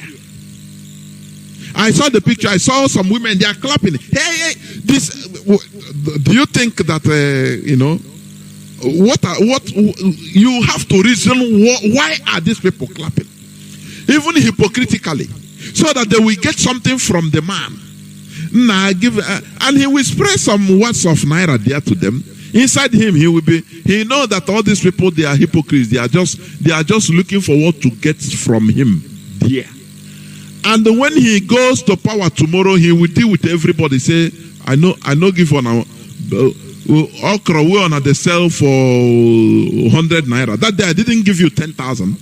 I didn't spread 10,000 naira to everybody. Why? Where do you think I get? Am I printing money? I invested. I have to, reap the fruit of my investment. That is the mindset. Do you think they are laughing? They don't know what is in your mind. Everybody is exploiting everybody. When the politicians gather, there was people, we gotta praise them, albeit hypocritically, only laughing in the mouth in order to get something from them. Because those people, they want to exploit the politician, and the politician knows more. He says, okay, don't worry, you are exploiting me now, don't worry, I will enter there. When I will enter there, I will deal with you. You people will cry last. He who laughs last laughs the best. That is exploitation upon exploitation. Exploitation versus exploitation. When you think that, now we can get something from the politician will tell you, don't worry, I will give you this crumb, but I will deal with you people later. Does it make any other extraordinary sense for people to pursue Chukwuma Soludo with bad words and say, get out? You people, we know you are, don't come here, please get out of my shade.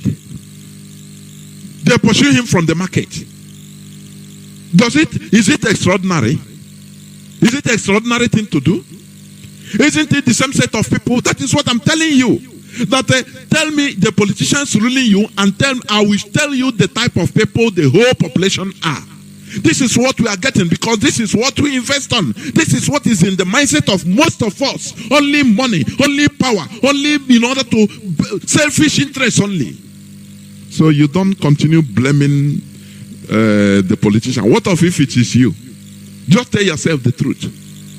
If they give you the opportunity to be there, what are you going to do? Aren't you going to do worst? Because you want to be, highly selfish, self-aggrandizement. So, before you judge others, first of all, judge yourself. I'm talking about sacrifice. I was telling you about Mahatma Gandhi. The British people, the British government, sorry, not the British people, the British government.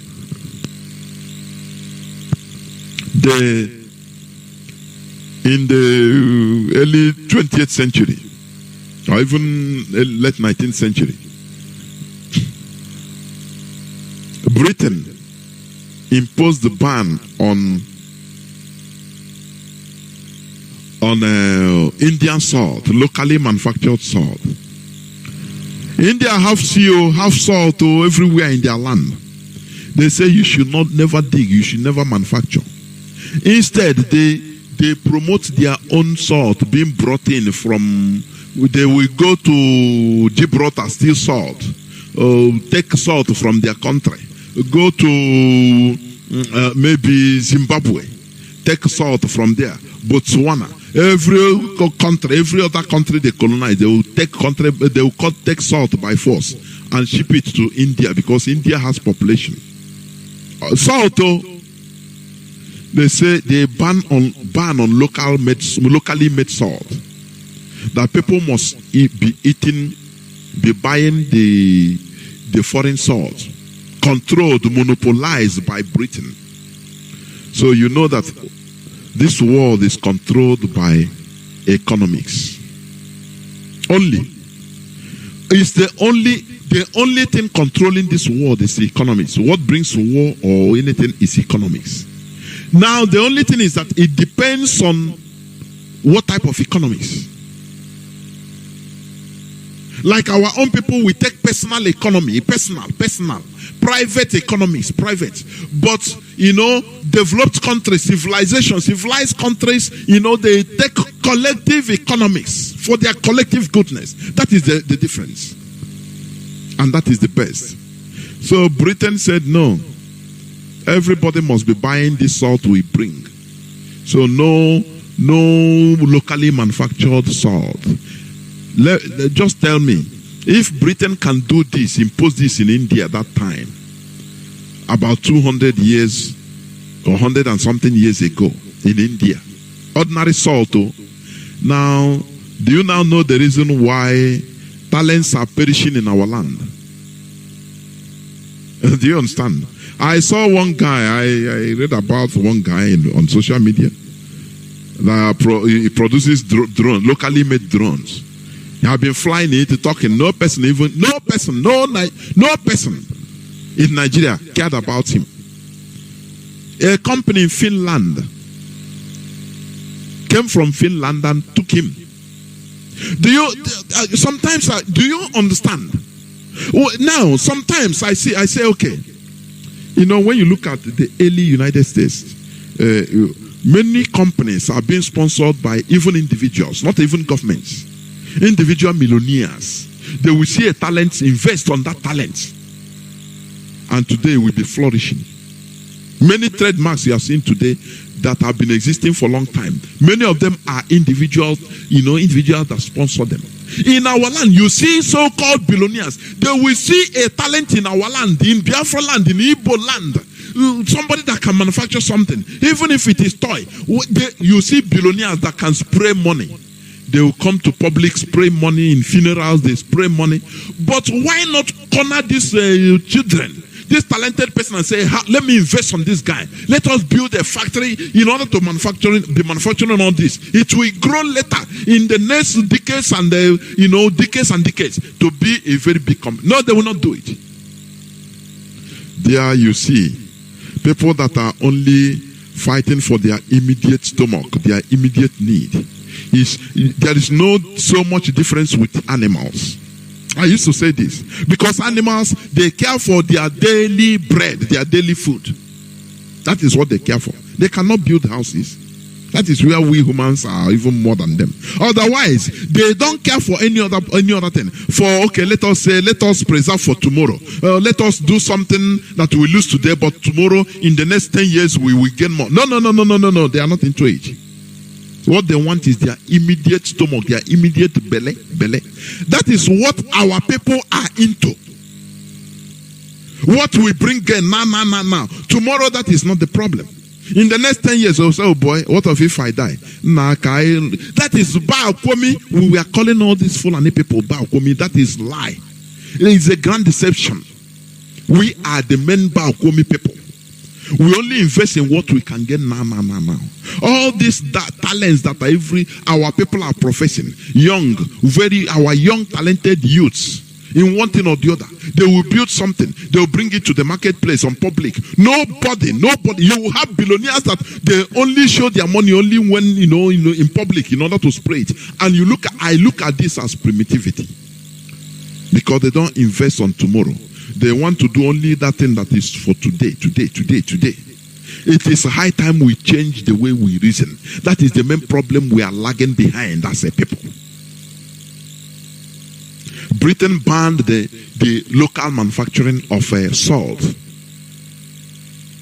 That is why, our people know how many graduates are being churned out, civil engineers, in Nigeria every year. But our roads are being built by Chinese, by Germans, by foreigners. Do you now see the reason?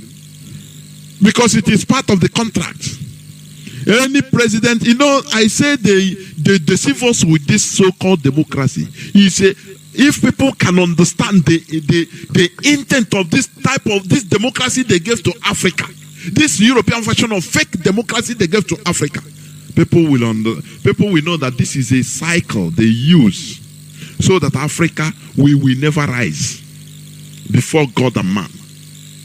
Because every 4 years, or some countries every 5 years, Europeans, they will scavenge for somebody.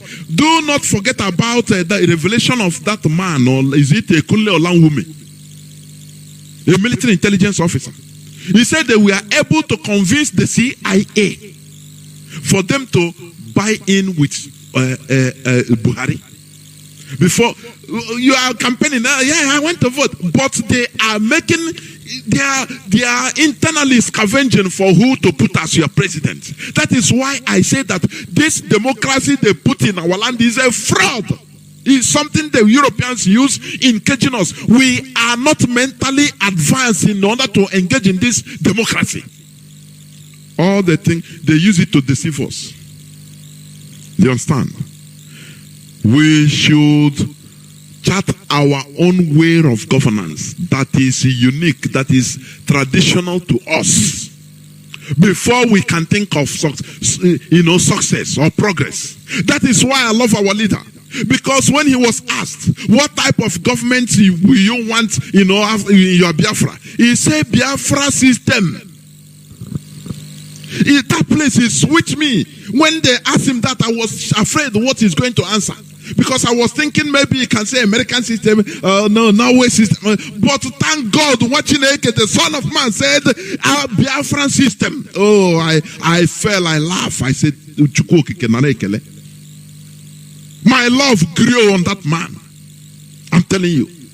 Because that is what we are going to do. We are going to chart our own system of governance that the Europeans will never understand. So that they cannot totally interfere in our governance because they will not understand it. But this type of democracy they gave to us, every 4 years you think that you are voting. You don't know that they are picking somebody that will serve their interests. Somebody they will give, he will sign contracts with them and say, okay, you see, our policy in Nigeria is that no local company will manufacture car, okay? If you do it, we steer confusion and you are gone, we remove you. That is what they are doing. Don't you understand that? You think that you are voting. Oh, yeah, okay. They will leave you, stupid people. They say, look at orangutan. Let them think that they are campaigning. You don't know that internally they are, the CIA, the whole Mossad, all of them, the KGB, all of them are making meeting in order to look for a politician that is suitable for them. And when they win, hey, you have won. Hey, it's this one that will lead us. You don't know that he's serving the interests of the foreigners. Don't you know that? But if we have a peculiar system of governance that will surprise the Europeans, they will not be experts to us. Instead, they will start learning. They will say, how do you run this type of government? It is for us to explain to them because it is our system. Do you understand it? This thing they put as a democracy is a way of keeping Africa by, a cycle. This is I used to say direct colonization is more better than now. Because now they are hitting you with unseen hand. Do you understand? And whenever anything happens, whenever the failure of the whole thing, it is them that, if people are talking, they will say, blame it on your leaders. So we are not, because no white person is there. But behind the scenes, they are the people removing everything because of so-called democracy. Had it been we have our system of governance, we write our laws with our own languages, how would they, before entering knowing everything, even they will even have to come and learn our language first. Do you understand? We officialize Homonna system of doing things. We civilize, we modernize Homonna system. Different, our old system, we modernize it. And you see that it will baffle them because they will not know who is the leader, how can we enter? They will not know. But this their type of democracy. Oh, they know every 4 years. Now, 2023 is looming. All of them. Tinubu is in London on Medicare, isn't it? Do you see how they are animalistic they are? They are not ashamed. All animals are equal, but some are more equal than others. They can go on medical holiday, take care of themselves because they can. They are politicians. They are Then why not we kuku put in a kingdom and have kings instead of why? So that they'll be the untouchables. It's the same thing. That is why they cannot build hospitals in our land. If you talk about hospitals, the Europeans, their masters will tell them, hey.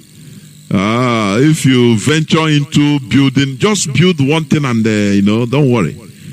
And they deceive people and they will praise you. But you know what? You're just to appease for politics, appease the people. Because he knows that once he have a headache, he's coming immediately. His private jet is warming to take him to London or to Germany or to anywhere. People without shame. Remember, I'm talking about sacrifice. when the British, they banned the usage of local salt, manufacturing of local salt in India, Mahatma Gandhi saw it as a point, because you see, ordinary salt, table salt, sodium chloride, the chemical name, everybody knew about, everybody uses it every day. Imagine, you know, something you don't call anything, but is the most, you know, things that we don't consider important, they are the most important thing in life, like oxygen. You know, as I'm talking, I'm breathing.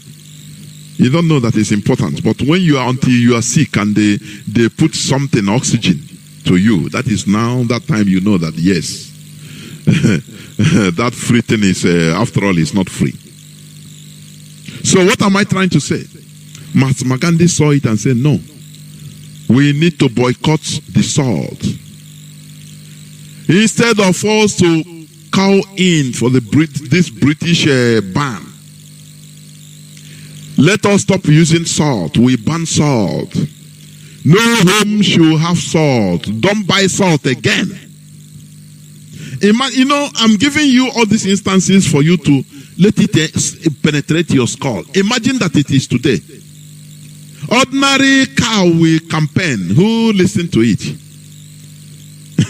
Something that is even more vehement. That they are killing us physically because of the cow, destroying our farms.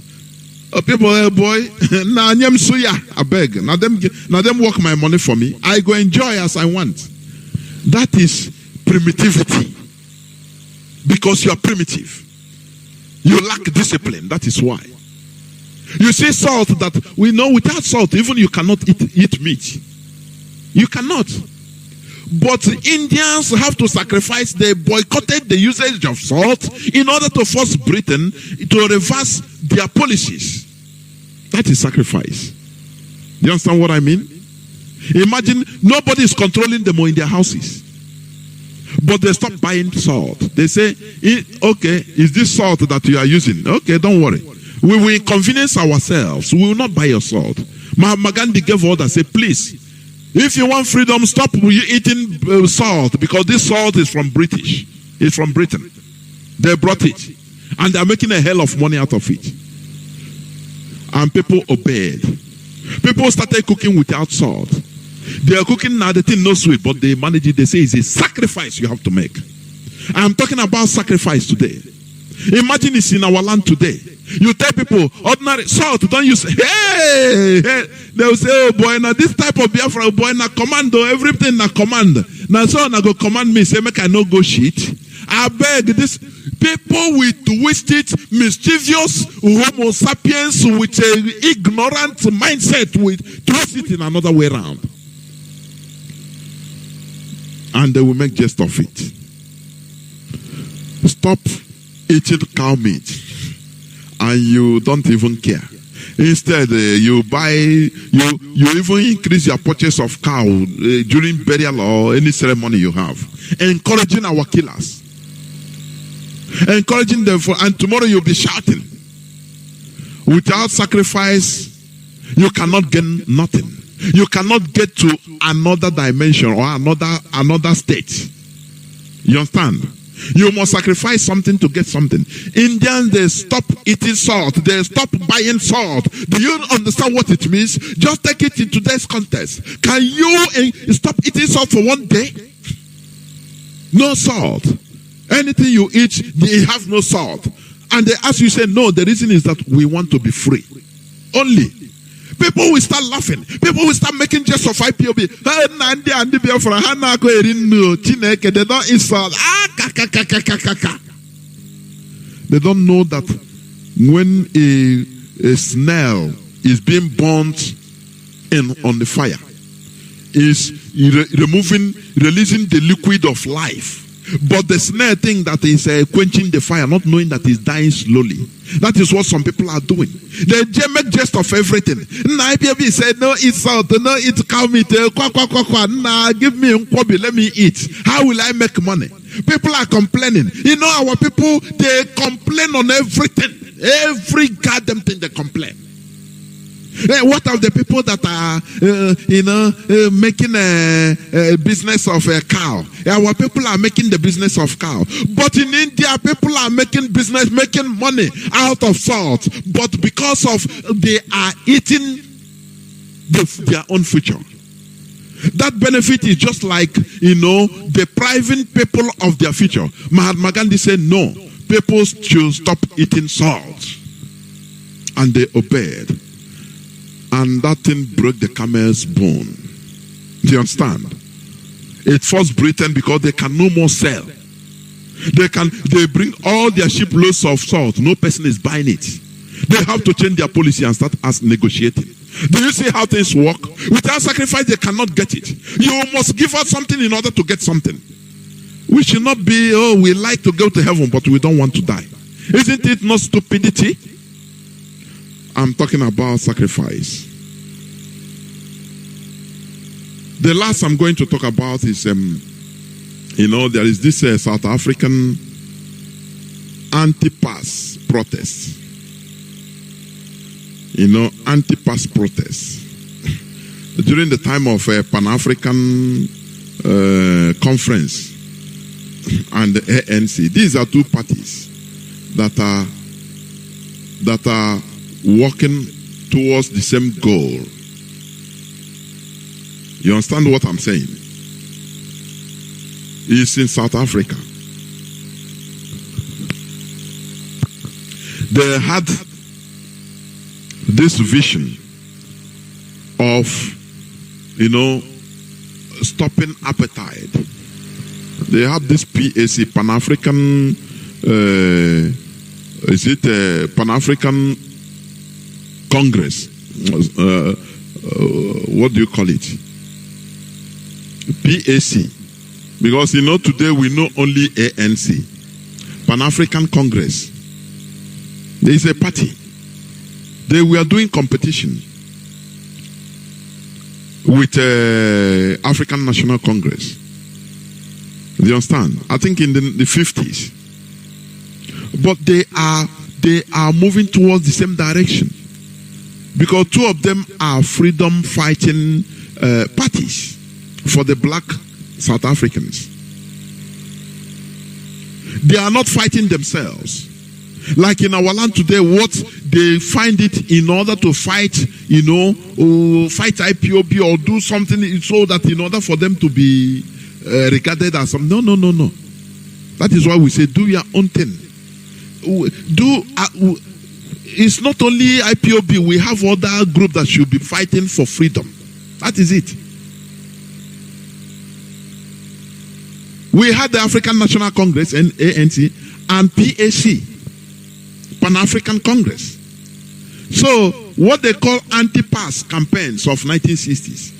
Before in South Africa, as a black South African, before you move from one community or one city to another, you have to show a pass. It's just like a visa. Just for example, you are entering from where you enter Aba. As a black person, they will ask you, they will stop you on the roadblock and you have to show your pass. Because you have to stipulate what you are going to Aba to do, what you are going to Lagos to do, what is your duration. You're just like visa. But these people, they say, no, this thing is not normal. We need freedom. So they have to sacrifice and say, they say that everybody should put his pass because they were working with it. It takes the vision of somebody to stand up for the people, and the people will follow. And that is what our leaders did.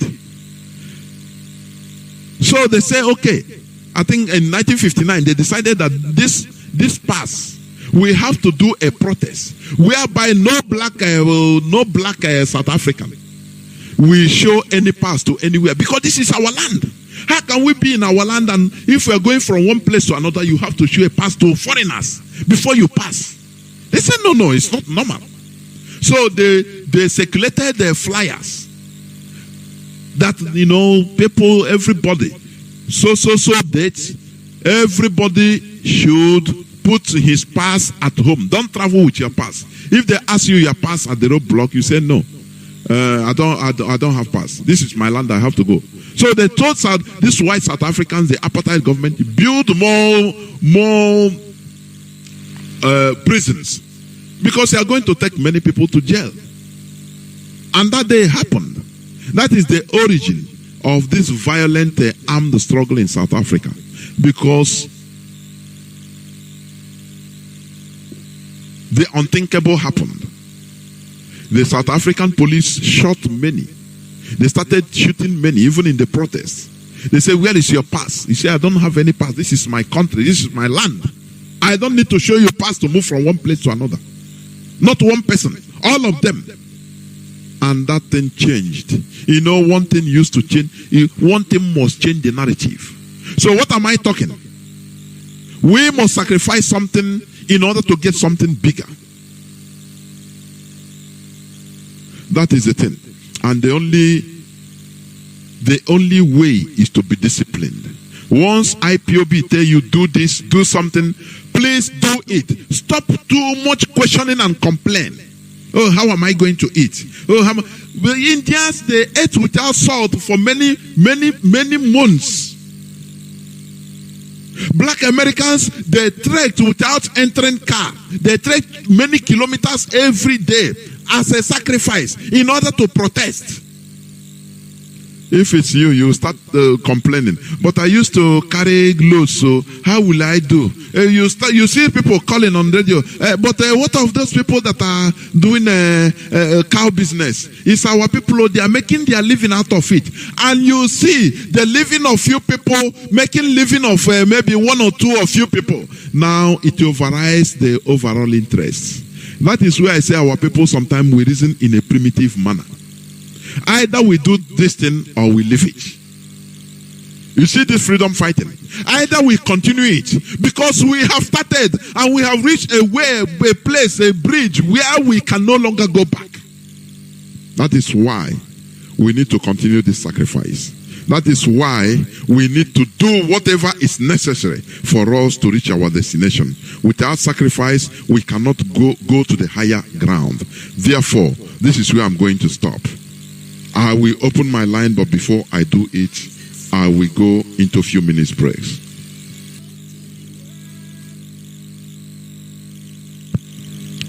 Welcome back. This is Radio Biafra HAUSA-SERVICE coming to you through the auspices of Radio Biafra London. My name remains Mazi JOHNATHAN from Olu province of Biafra land. Our lines are now open. Our direct line is +1 213 328 6224. I repeat, +1 213 328 6224. Our WhatsApp and Signal line is +61 405 142 547. I repeat, +61 405 142 547. Call us and give us your view. But please know that our topic today it talks about sacrifice. We must continue. I think I have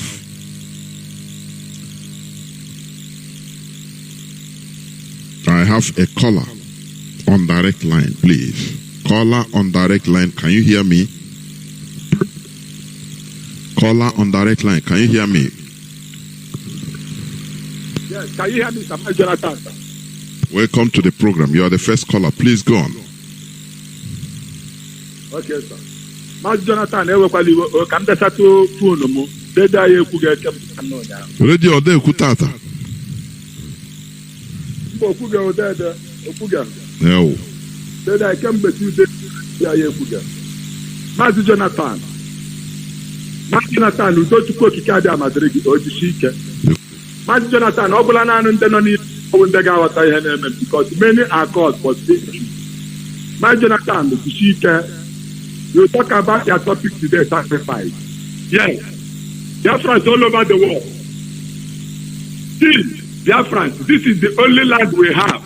We must remember one thing. You only remember this generation. If we fight this war now, to get our land back on this earth, which means we have disappointed the next generation. Are we not the most stupid race? For Biafra race to be elected on this planet. Never Jonathan, you don't see him. When we start the same with Araga, but man Jonathan, I will block all. An example. To my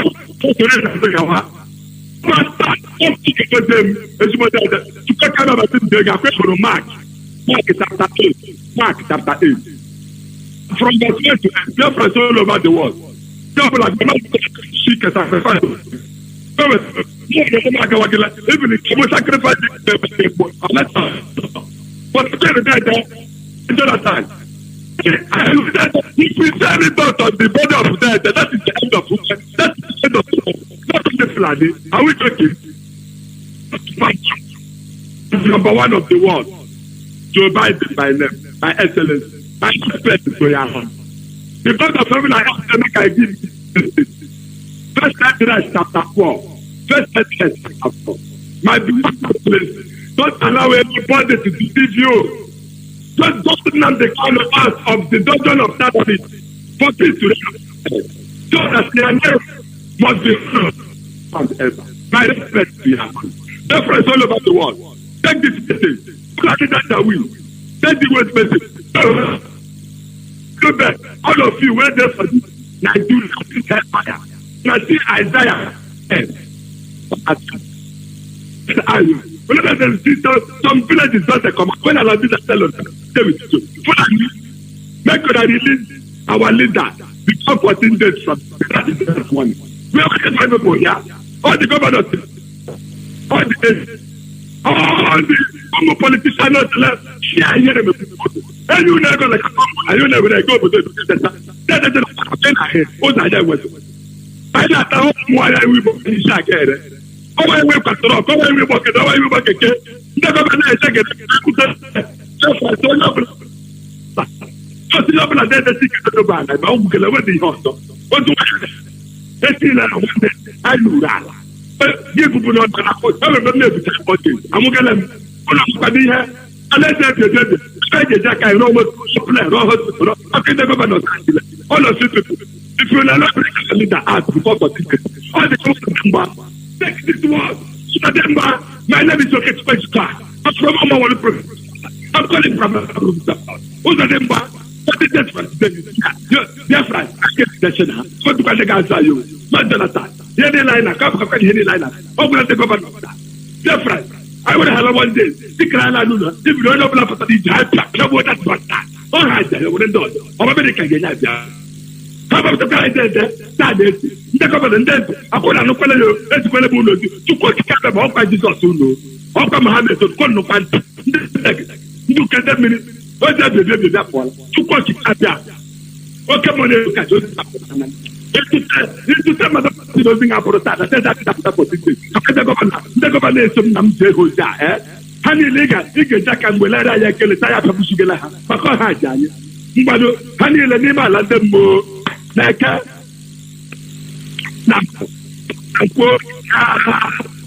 Mazi Jonathan, no important I support probably almost a Biafra. There, thank you.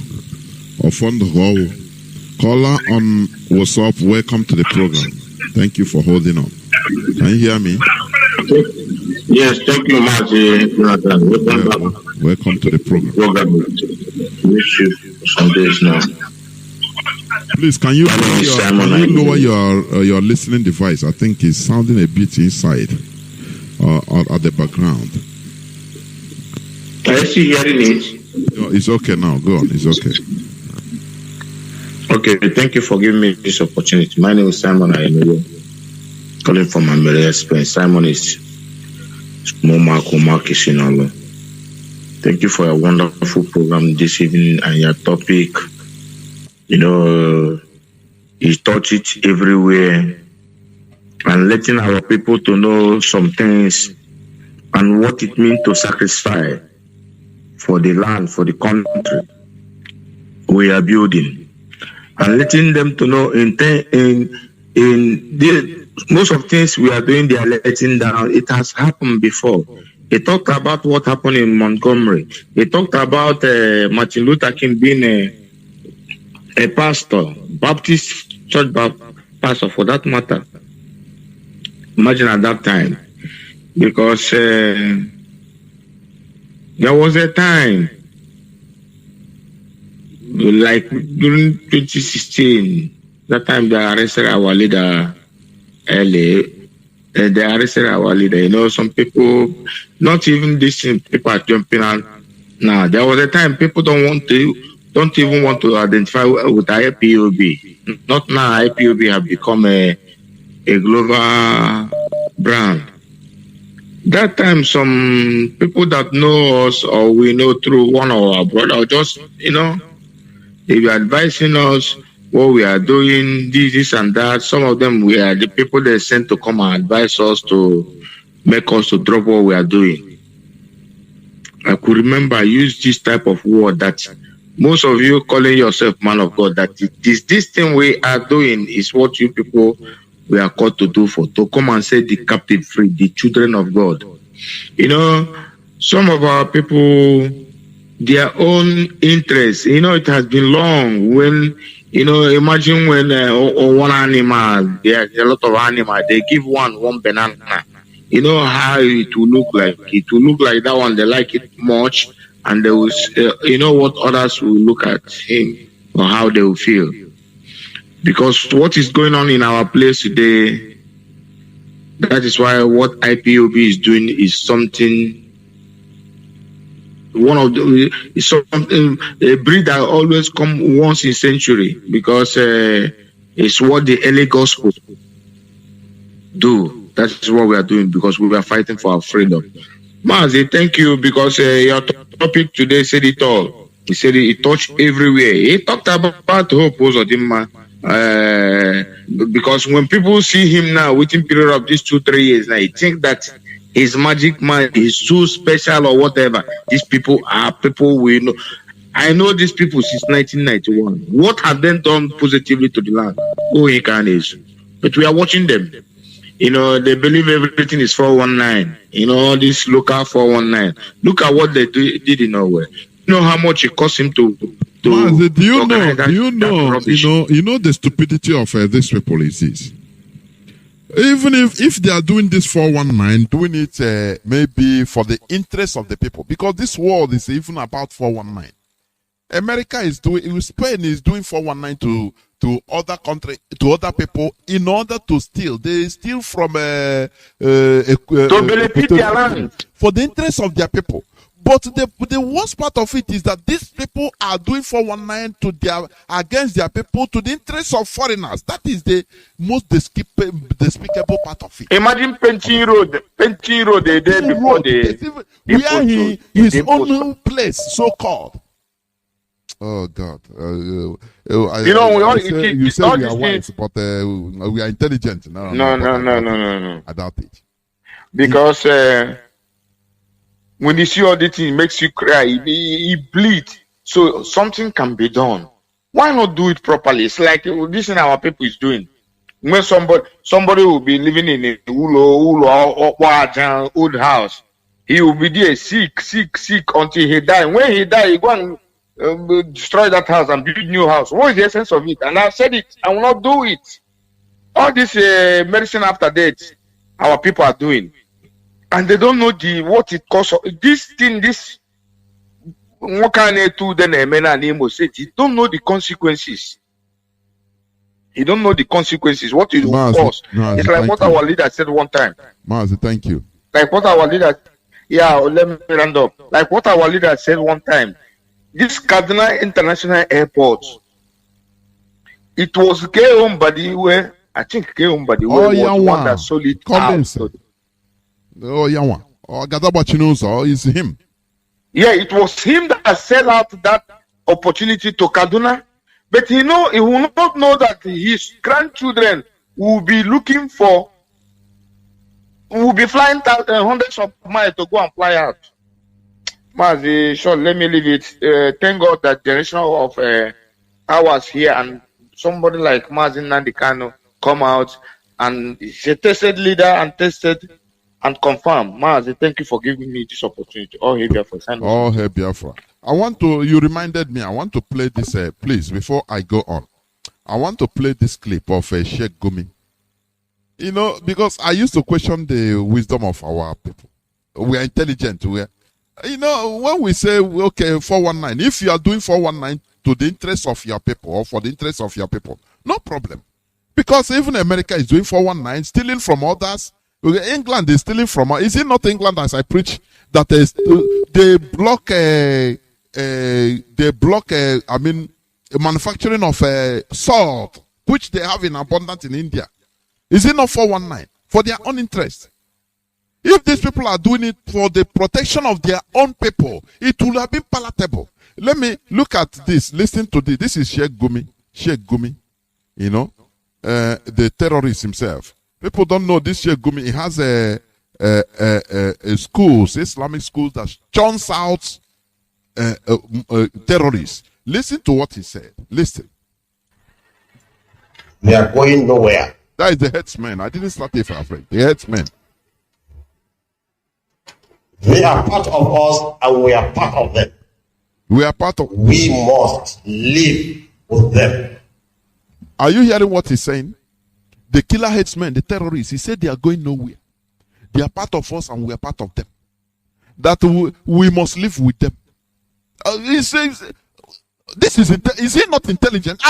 Sometimes I admire them. This is intelligence. Imagine that is our people. Look at who puts on him and say, I'm bringing military to bomb his own people. He is bragging about it. And we think that we are wise. Look at somebody that is intelligent, defending his own people, for goodness sake. Listen again, please. You can't drive them away. They are part of. They are going nowhere.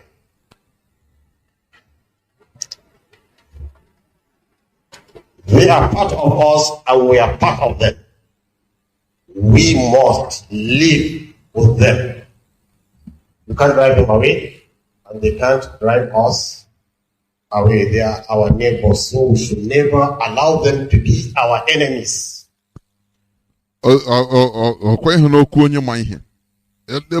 People should understand me, because we should learn from our enemies.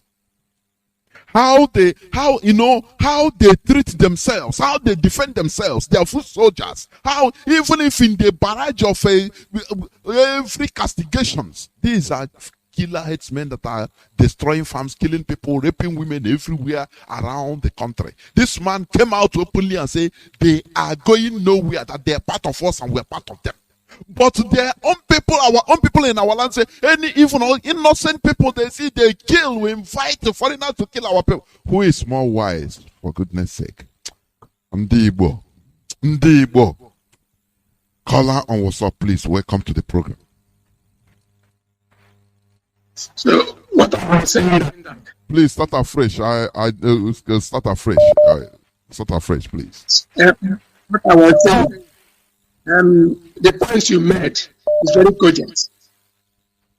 At my place, Alai, we don't bury somebody with nama. Here in Nigeria,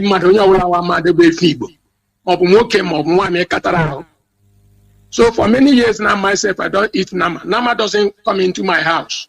That's it. Because of the way they prepare it. At Afikpo, right now, the whole Afikpo people forfeited Nama. Nobody says Nama at Afikpo. Ask any other person from Afikpo. So I don't see the reason why we should not stop buying Nama meat. Now, many people has known that Fulani people sleep with Nama. It's only stupid somebody will continue eating Nama. Thank you very much. There, well, thank you. Thank you. Remain blessed. And there, well, we must continue. Caller on WhatsApp, welcome to the program. Can you hear me? Caller on WhatsApp. Yes, welcome to the program. Welcome, Mazi JOHNATHAN. May God bless you. And you too. There, well.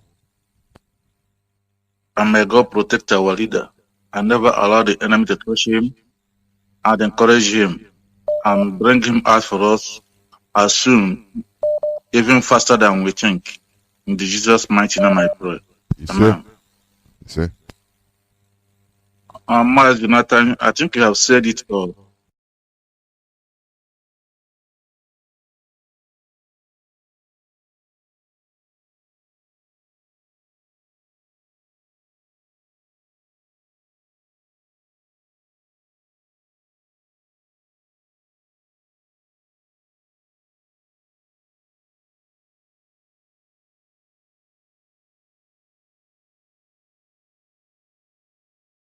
Even faster than we think.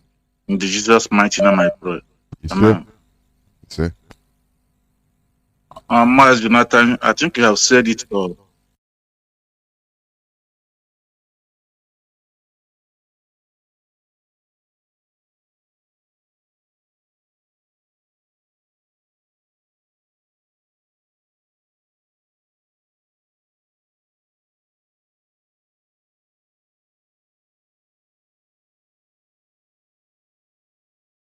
As soon, even faster than we think. In the Jesus' mighty name I pray. Amen. Mazi JOHNATHAN, I think you have said it all.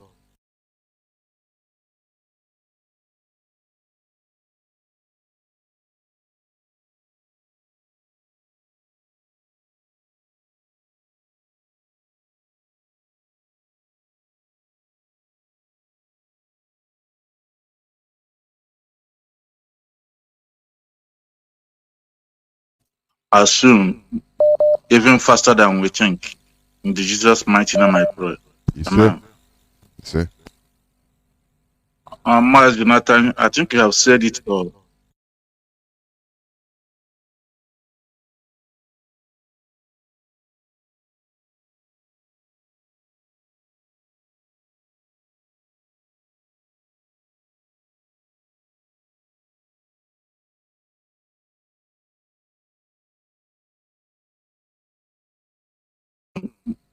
Even faster than we think.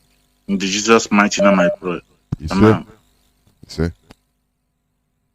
Mazi JOHNATHAN, I think you have said it all.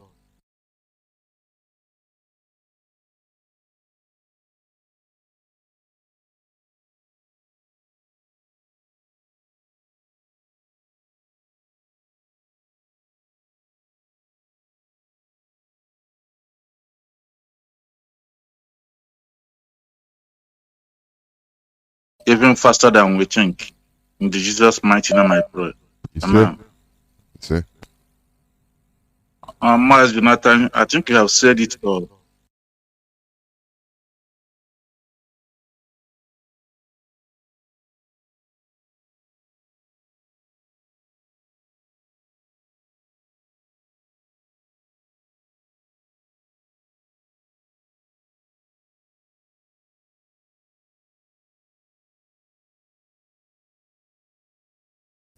Even faster than we think. In the Jesus' mighty name I pray. Amen. Mazi JOHNATHAN, I think you have said it all.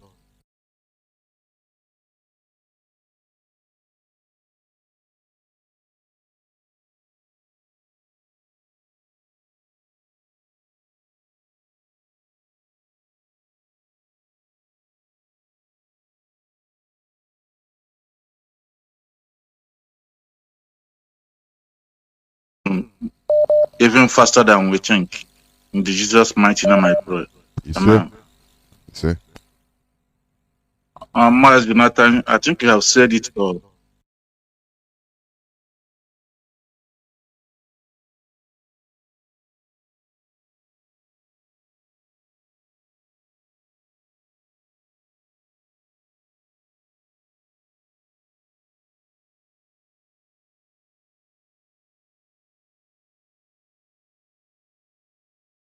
As soon, even faster than we think. In the Jesus' mighty name I pray. Amen.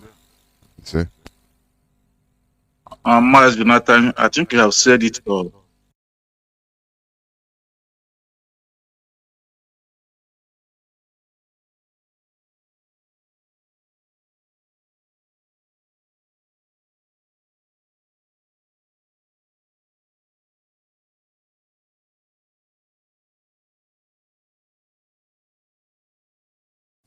as soon, even faster than we think. In the Jesus' mighty name I pray. Amen. Mazi Jonathan, I think you have said it all.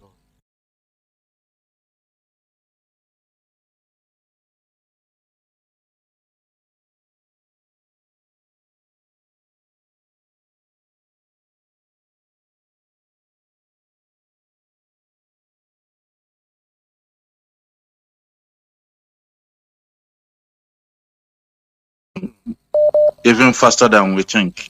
In the Jesus' mighty name I pray. Amen. Mazi Jonathan, I think you have said it all.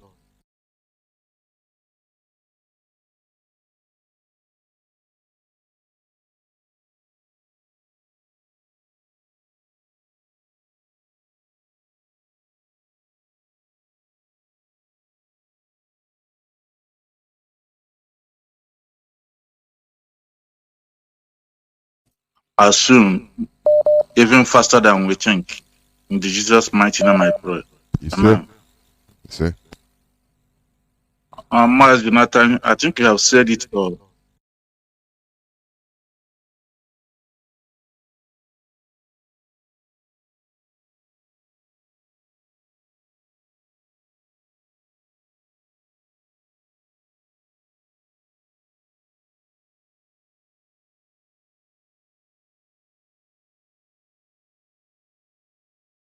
As soon, even faster than we think.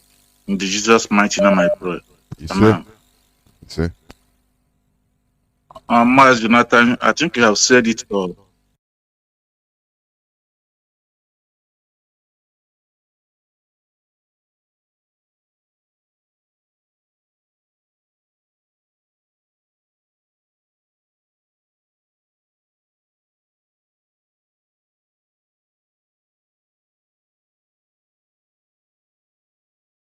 Him ask for us as soon, even faster than we think. In the Jesus' mighty name I pray. Amen. Mazi Jonathan, I think you have said it all.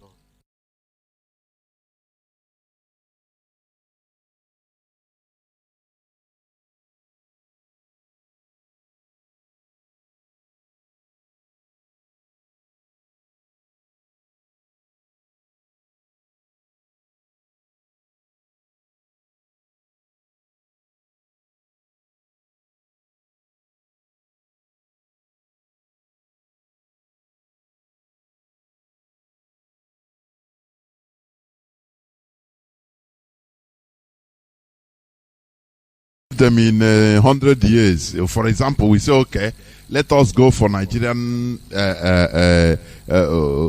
so-called election. Before God and man, tell them, say, oh yeah, we're gonna bring one person under 1 month or under 3 months. They will, in 1,000 years, they will not. Each and every one of them will like to be. And they are brown. they are brown. God, my brother, and round up. So I pray that we should help ourselves to deliver ourselves and deliver ourselves from this place we find ourselves called Nigeria. If you hear what that man is saying, that terrorist called Gumi, even if you see the motion, I watch him in internet, the motion, the eye, and how he's describing where he's speaking of these terrorist killers, he trained them. He's churning out his school. He have a very big school, Islamic school, that is churning out these people. That is the thing. So he said we must live with them. That they are going nowhere. Which person in Biafra land will have the audacity to come? Look at how Hopozadema is bragging, killing his own people, bringing fighter jets to slaughter people in his own backyard. Oh, wise people. You know, when we call him a 419, it's not even a 419, he's a simple, ordinary criminal. Because if you're a 419, if you are wise, you'll be doing 419 to the advantage of your people, of your own. Not being a 419, a local 419 against your own people. It's very sad indeed. Mazi, please round up. I was having, I think I had a problem and it's restored back. Go on, please. Round up. I think I have finished my contribution and encourage our people to continue. We must restore Biafra in our time. We must not leave it for our children. In Jesus' mighty name I pray. Amen. He said, of course. Of course. Thank you very much. I think I was having repetition, but it's now back. Caller on signal, welcome to the program. Can you hear me? Good evening. Welcome to the program. Yes, my name is Mazi. I'm calling from my location. Mazi, I've been trying to. Are you not one of the people that we are listening, please? Yes, I was one of them that we arrested. Yes, in Ghana. Over 2 weeks. I tried to locate your number to get in touch. I don't know because I heard that you are Hmong. Please, can you give us a first hand of what happened? Thank God. Thank God. Yes, it's not what I want to actually say this now, but it's a little bit because you say sacrifice, and we here in Ghana we are paid a little bit of the sacrifice of what you want to say. All of you but are out. Yes, we are. It's not that we are out. They deported us. Really? You know, Ghana government deported us to where they have border between Ghana and Togo. Yes, you know, so that's where they kept us. Please, you are talking to millions of people because everybody is eager to hear. What is the charges? What is the problem? It was on 29th of August when we have our general meeting. So we are on the process. We have prayed. You know, we have our secretary have read the minutes of last meeting. Then our national coordinator, which is in the person of Mazi JOHNATHAN, stood up to address Biafra. He's addressing what we hear is cram. You know, they were cocking their guns. You know, what we heard is everybody should lie down. Everybody should face that. You know, they were marching. My mama is so surprised that they march a woman that is age, a 78-old woman. You know, they march, kicking this woman, using a gun, shooting, you know, hitting at this woman and our age fathers, you know, at the meeting. So, you know, when they arrested all of us that day that we are doing the meeting, they took us to the national, where they call the national security. When we went there, you know, we are waiting, you know, for them to address us and at least tell us, look at what people did. Look at offense people committed. They didn't tell us. You know what they did? They waited till 9 o'clock. They took us, you know, running around to put us in a prison. The first prison they went to put us, there was no light there. There was nothing there. You know, when they were trying to force the prison to open, as God may have it, the prison didn't open, so they took us to a different prison and kept us. Do you know that we spent up to 2 weeks there without them coming to tell us, look at offense we committed? Were you being fed? Please give us were you being fed? Yes, if it's fed, they are feeding, or they fed us. But it's not all about feeding, because I know. Go on. Yes, in a law, the law stated that any person that you arrested, even guilty or not guilty, at least before 24 hours, you need to take the person to court. But we waited the first day, which is the Monday, because they arrested us on Sunday. Then Monday morning, we are waiting. Maybe they will say, okay, come, let's go to court. They didn't take us to court. We all were waiting. Did you have access to any lawyer? Even the lawyer that we had at DOS brought, we didn't see the lawyer till the yesterday that they deported us. We didn't see the lawyer. The lawyer didn't allow. In fact, Mazi, they hide us. They don't want anybody to know where they kept us. It just God's great that there is SND, they call him Choose. Is the man used Nigeria consulate or whatever they call them to penetrate to know where they kept us. Wait. Hold on there. I also heard that there was a fracas, you know, between SND or something like that in Ghana. They want to do New Yam Festival and IPOB. They saw IPOB as a hindrance. Is it true? No. Mazi is false. It's false. There is nothing like a New Yam. They are not doing any New Yam.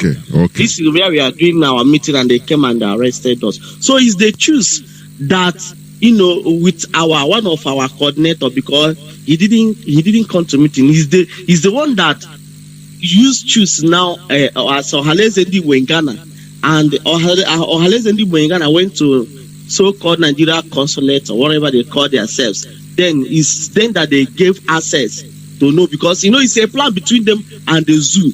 So that is why they gave the man access to come and know where we are. That is how one of the coordinator knew where they kept us, and he started coming. They collected all your phones or everything? Or? Yes, they took everything. They collected every phone. They didn't give us any. It was that yesterday that they deported us, that they gave us our phone. Since over 2 weeks, they kept us incommunicado. Nobody was coming apart from the Nigeria consulate and one of our coordinator here in Ghana, that they gave access to be coming to visit us. And I did that West African rep that came. That was only people they gave access. Even when they kept, because see what they did, they divided us. They kept some people in another place. Like our leaders, they didn't keep all of us together. The reason when a investigation was going on, they said that so that we will be speaking in a different language. If they will meet these people, they will speak a different thing. They meet these people, they will talk. But as Chukwu Kabama may have it, if they go to this people, they stood on Biafra. If they go to this people, they stood on Biafra. Let me ask, what is there any curtain they ask you and say, what is the reason? No reason. You are just like nothing. There was no reason, because when that was Wednesday or Thursday, they came and said that police have concluded their investigation, and they find out that we didn't commit any crime. Then when we didn't commit any crime, what prevented them to release us? They still kept us. They still kept us in the prison till yesterday.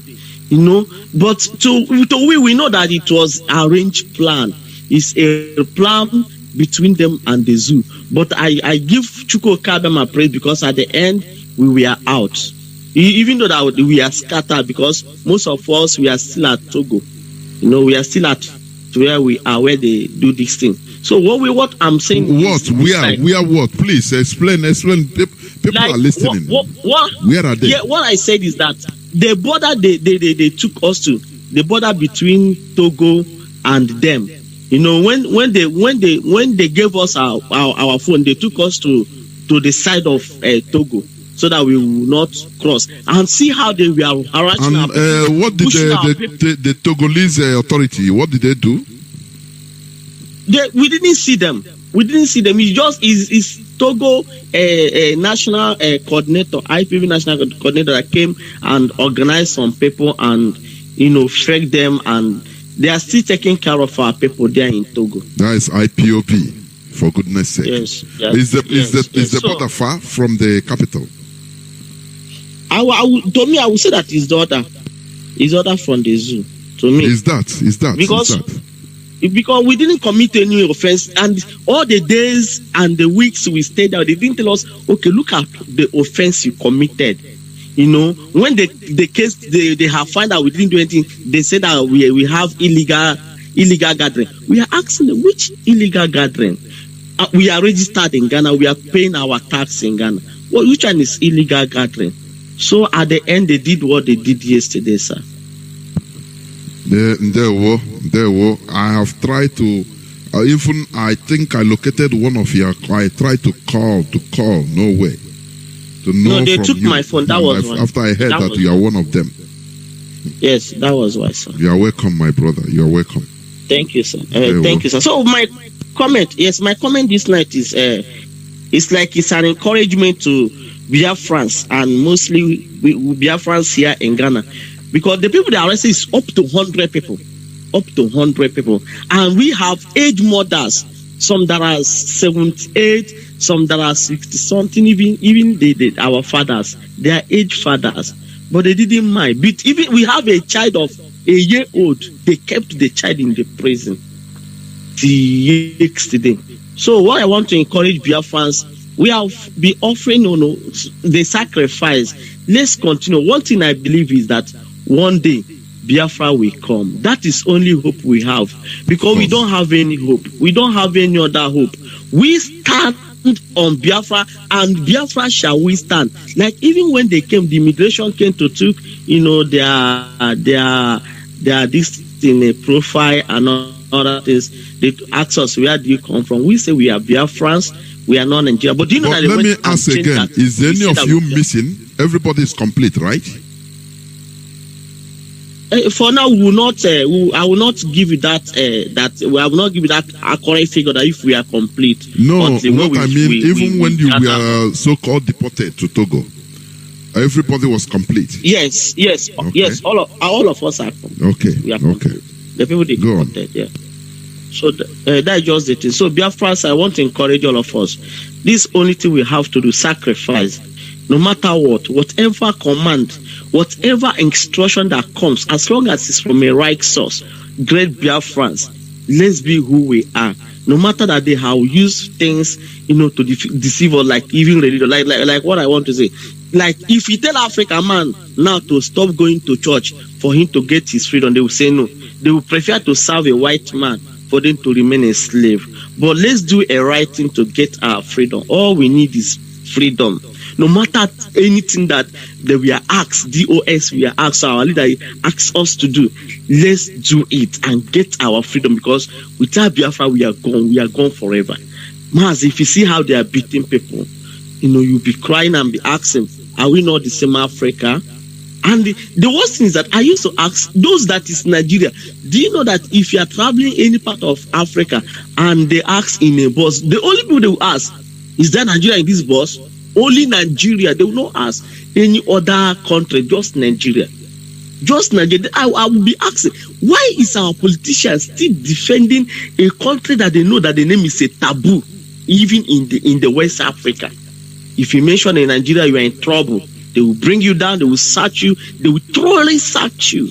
Maz, in fact, is unbearable. Being in Nigeria is like a taboo. Oh no. That's the thing. It's a taboo. So, Mazi, I want to appreciate you for picking my call. We will bring more updates. I'll be bringing updates. Of course. Mazi, thank you.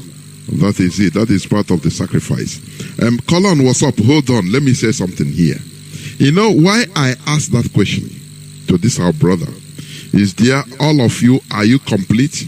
At least when they were deported to Togo, all of them are complete. So all of them are complete.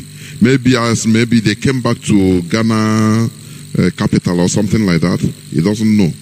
But all of them are complete. Okay. Let me say this. Do you see how it is even more safer for us to be as another country, to be removed from Nigeria than to be in Nigeria? This thing that happened, no matter it's painful, it's in Ghana, it's another country. But none of them was killed, eh? Nobody lost his life. Imagine it is in Nigeria. They took people from Ipob gathering. They must have killed 30%, 50% of them or more than. And you can do nothing. No question. Ghana know that no matter what, if any person is missing, it becomes international affair. Biafra will take it over, take it up. That is the way. When people tell you that, we better stay in Nigeria, we stay in Nigeria, Nigeria will be killing us. No internet, nothing. Because it is internal issue, for goodness sake.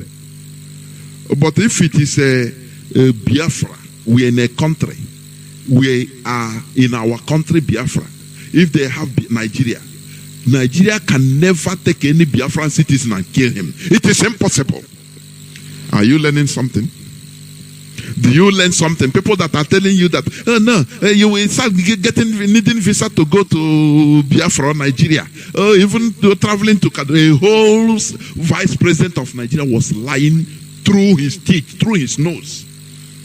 Had it been, if country is divided, we need a visa to come to Kanu. Look at people that are bringing fear factor to our people. Oh, if you get a country, if you get another country, if you separate as a Biafra you are, now you will lose everything. No, we are more safer. Look at this inside example. Look at how many people were lifted from Obibu, how many were killed. But Ghana dare not do it. They can only suffer them and do them this, nothing. No person was killed. If it's in Nigeria, you cannot, more than 50% of them have been killed. No person will know the whereabouts of many people now. That is it. Caller on WhatsApp, welcome to the program. Can you hear me?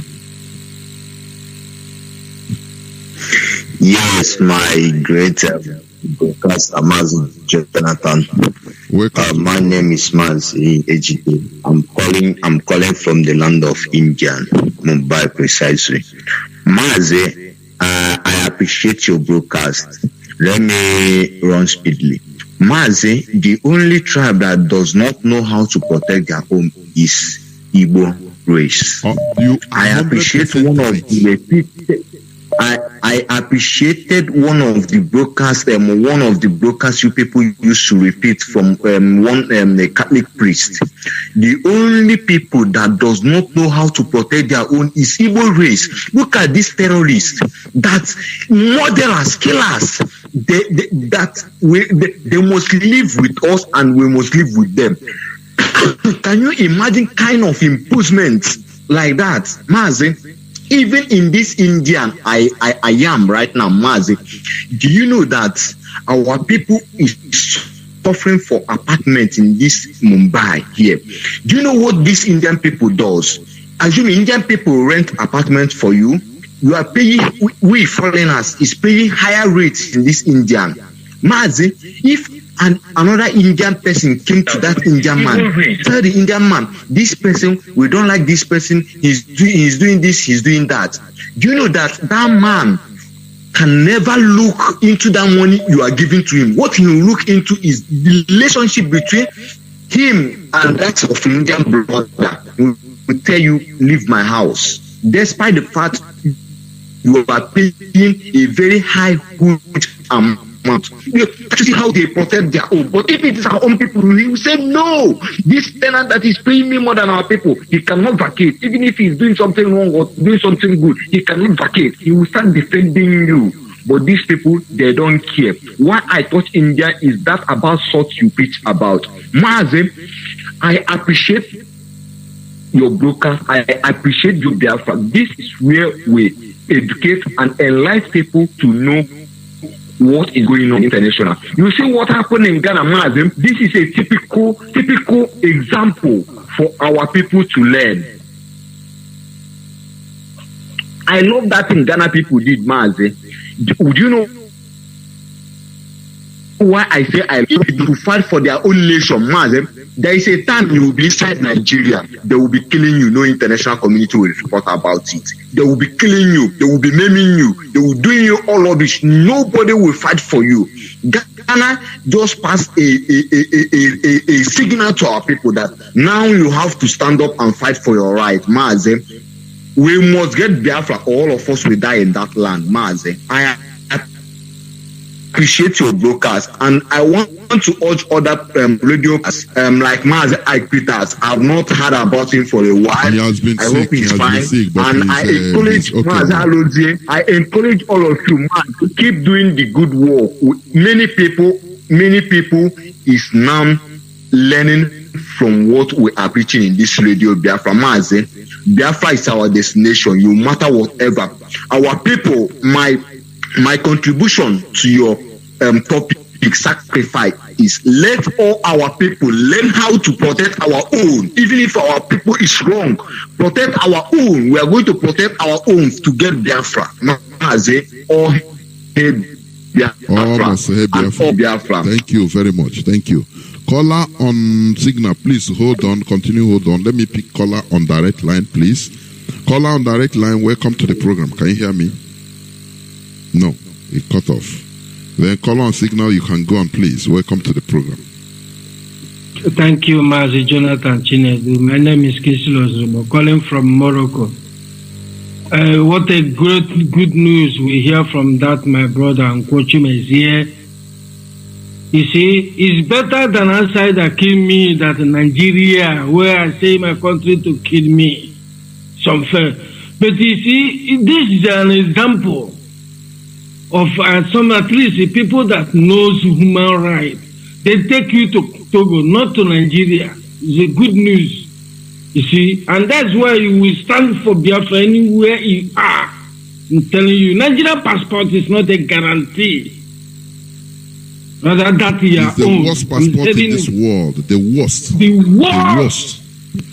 The worst. My dear brother, when I entered Europe, I entered as an Liberian identity. I moved in 5 years with residence. Immediately they asked me to bring my country passport. My man, the court, hi. I don't know what to do. I still bring that passport. Immediately I bring that passport. That is where you see me today. Nigeria is kill and bury. These people, they don't say sorry and I haven't do. That's the mean. You see, look what Sheikh Gumi doing now. You see, even though you go to the military, like this open grazing, you see how they are defending their people. Even challenging Governor Autumn. Okay, since you don't want the open grazing, no farm, no open grazing, yeah, we live here, no chop. You see, they want to put confusion. Why? Because they were trained by one way. You know what that one way is? So nothing can bring you and them together in never. I'm telling you the rest. It can never become nothing. Nothing we do to them will become, they will appreciate you rather than to do what dominates you. And now our own Eastern governors, as they bring them, they bring the one that is doing bank fraud in America, call it Mobiano. Now bring the 419. They bring those people don't know about it, about leading. Even public, just they are serving, they are remaining served. Who is that your master? Is sinful and there. Do whatever you want to do. But in their own, they are holding themselves mental, strong, pushing, dominating both politically, dominating both radically. Every corner you will see these people appointing, my dear. And in our own east, if somebody will see a bad road, he bring his own tipper to fill it and make it good. They will come and tell him, get out there, he's from federal government. He have no right. He went to Aba, no way. You go to Imo State. You saw people, my brother, in Aba, you see people swimming in passing. Sometimes I don't know. I say people, men and women, entering into water that reaches almost their chest, passing as road. Chineke. Brother. And some people feel that it's nothing. It's something. Many of them think that it's normal. They will be laughing about it. That is the worst part of it, honestly. In a dirty water, they will catch disease and tomorrow they will be sick and their pastor will tell them that it is their brother or their kinsman that is killing them. That is the saddest part of it.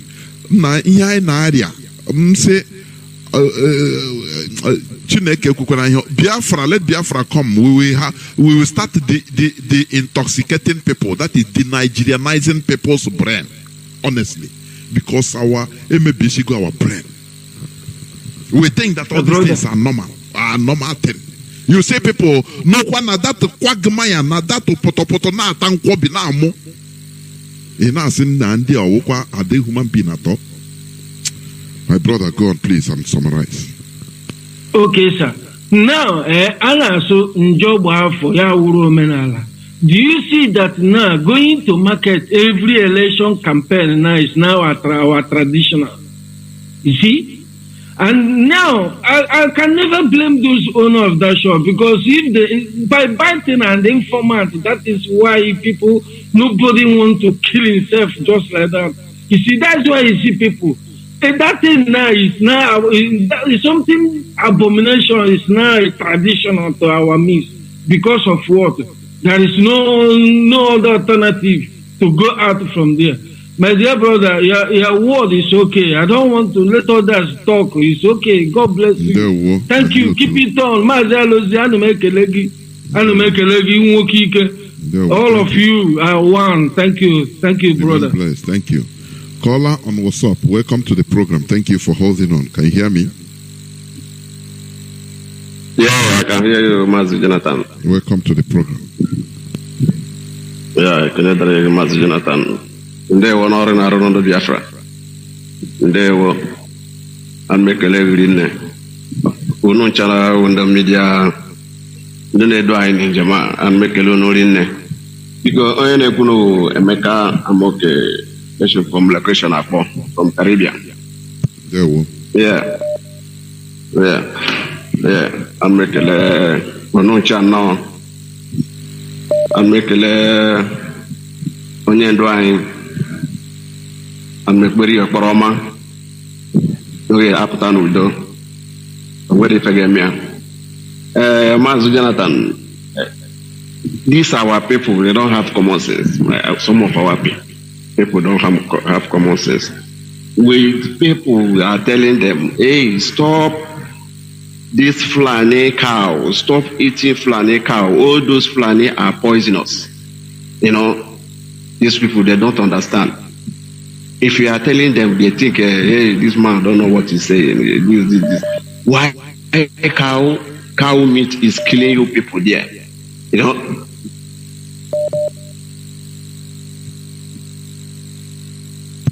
Mazi, are you still there?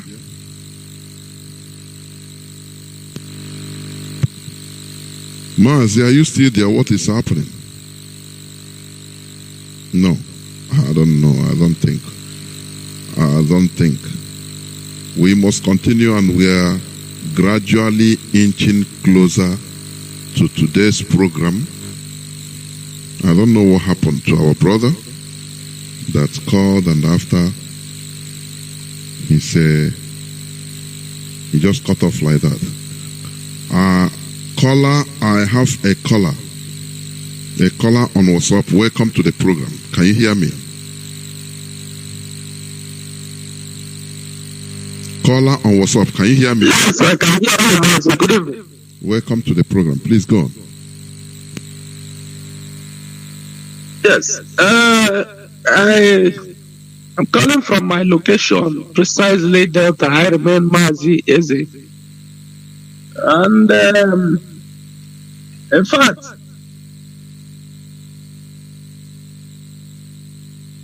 the topic you raised this evening is quite an interesting one. And I think our people should reinvigorate themselves, because there is no way somebody can be suffering and smiling at the same time. But the major problem here is that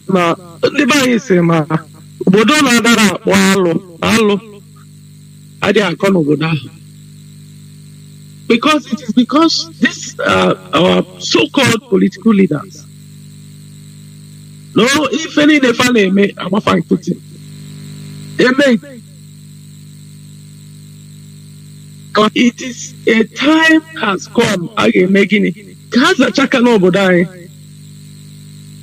Makana if I'm a ugu inanya many of them. Onye zuzwe. The youths, the people, are they taking lightly with them? I recall only one senator just last year. Because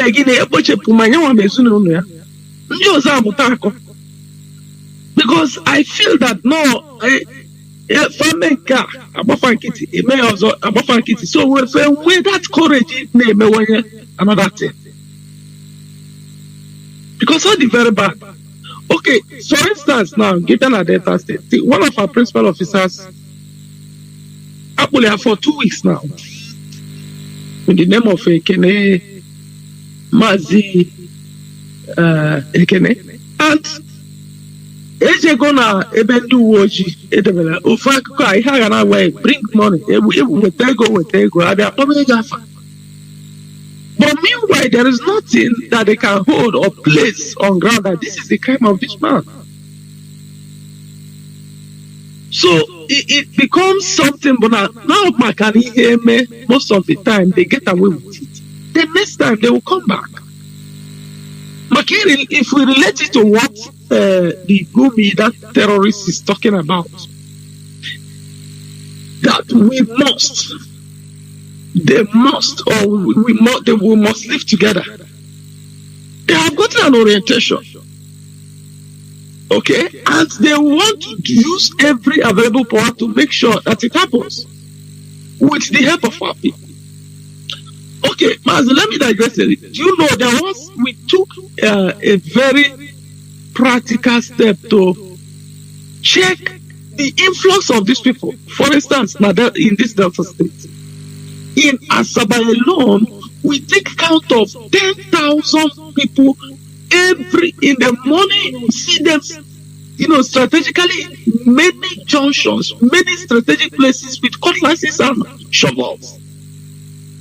Apart from those that are in the entire, even within the town, but I'm telling you of strategic junctions in Asaba alone. You have them. I'm not talking of other villages. We are still taking records of them, and nobody says anything.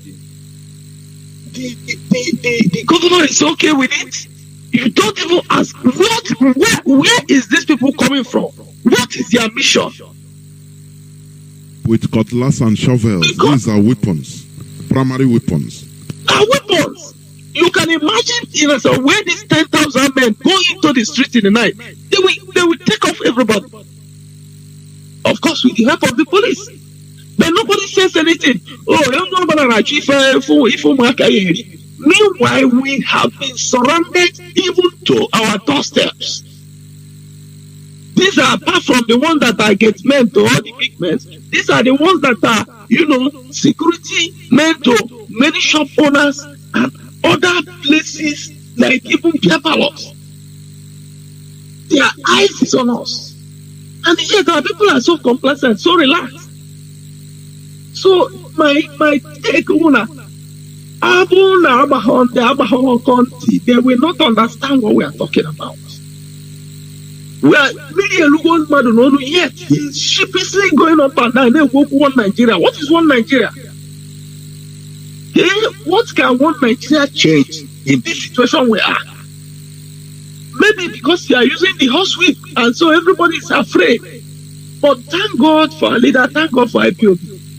Because we never give up on this fight until the last man standing.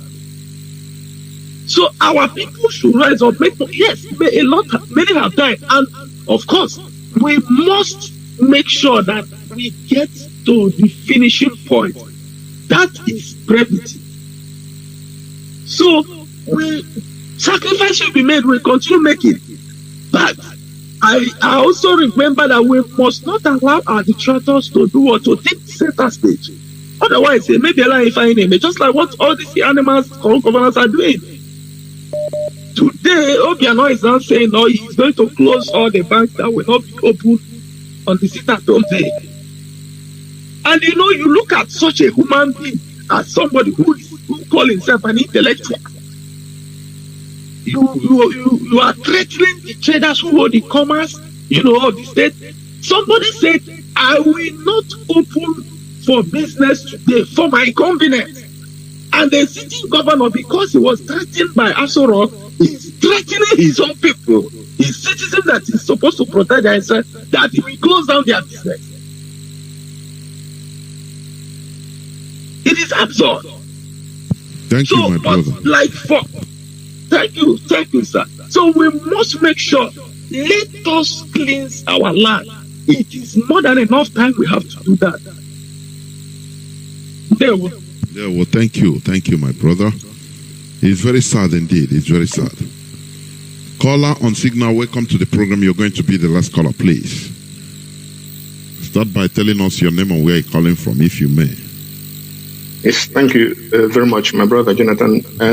My name is Ifan Chukwuma Dabuchi, and I'm calling you from the Kingdom of the Netherlands. Thank you for picking my call this night. And before I continue, my brother, thank you very much for letting us know that Ike Peters is better, because my mind told me that it could be such a case that is. It's okay. I spoke with him directly today. Honestly, it's okay. Yes, that's why I'm thanking you for letting me. Have been telling me that he must be sick, and then my mind didn't deceive me, because not only me. Thank you very much. So,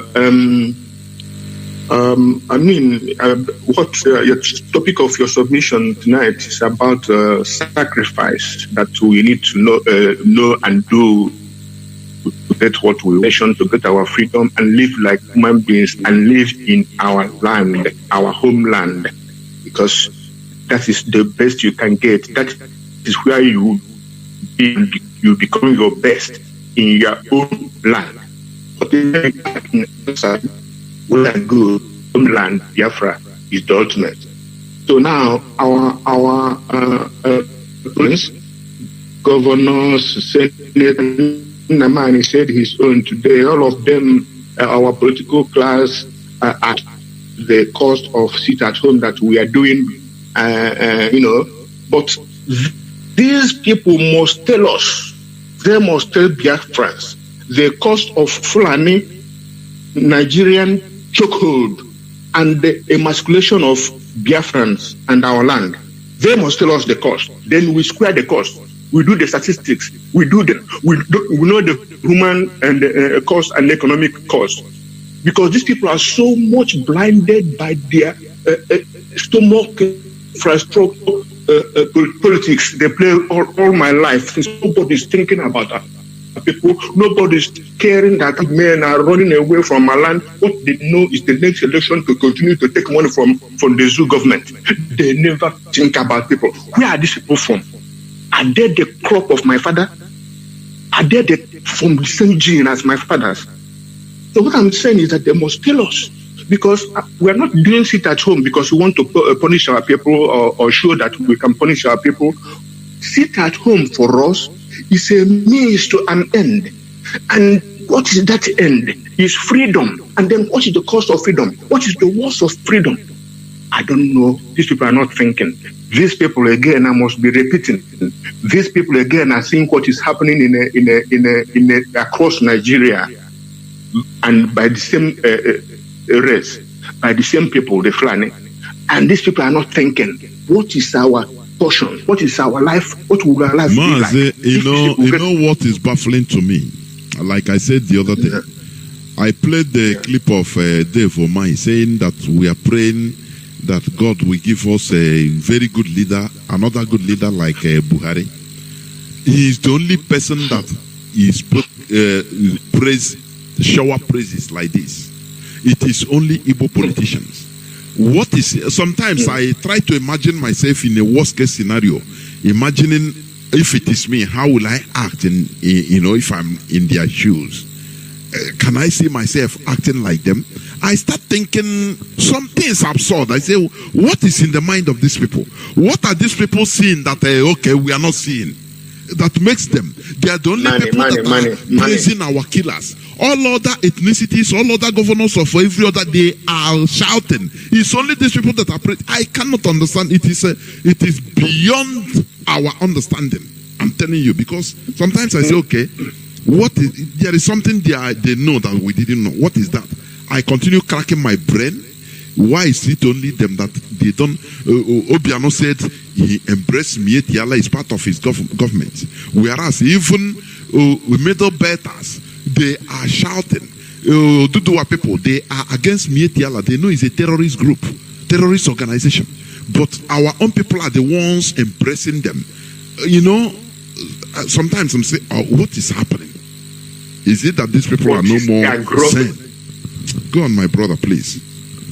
Yeah, they are groveling. They are on their knees. They are crawling. If you see the the woman is saying that only what he's aiming is maybe they'll make him vice president, or he's not minding that these people are dying. Only Igbo people give their killers trophies. You see what happened when the reject, the impostor came to Imo State. Our people cannot help to give him our offer. They could not help themselves to give him another trophy. Meanwhile, Obiozo,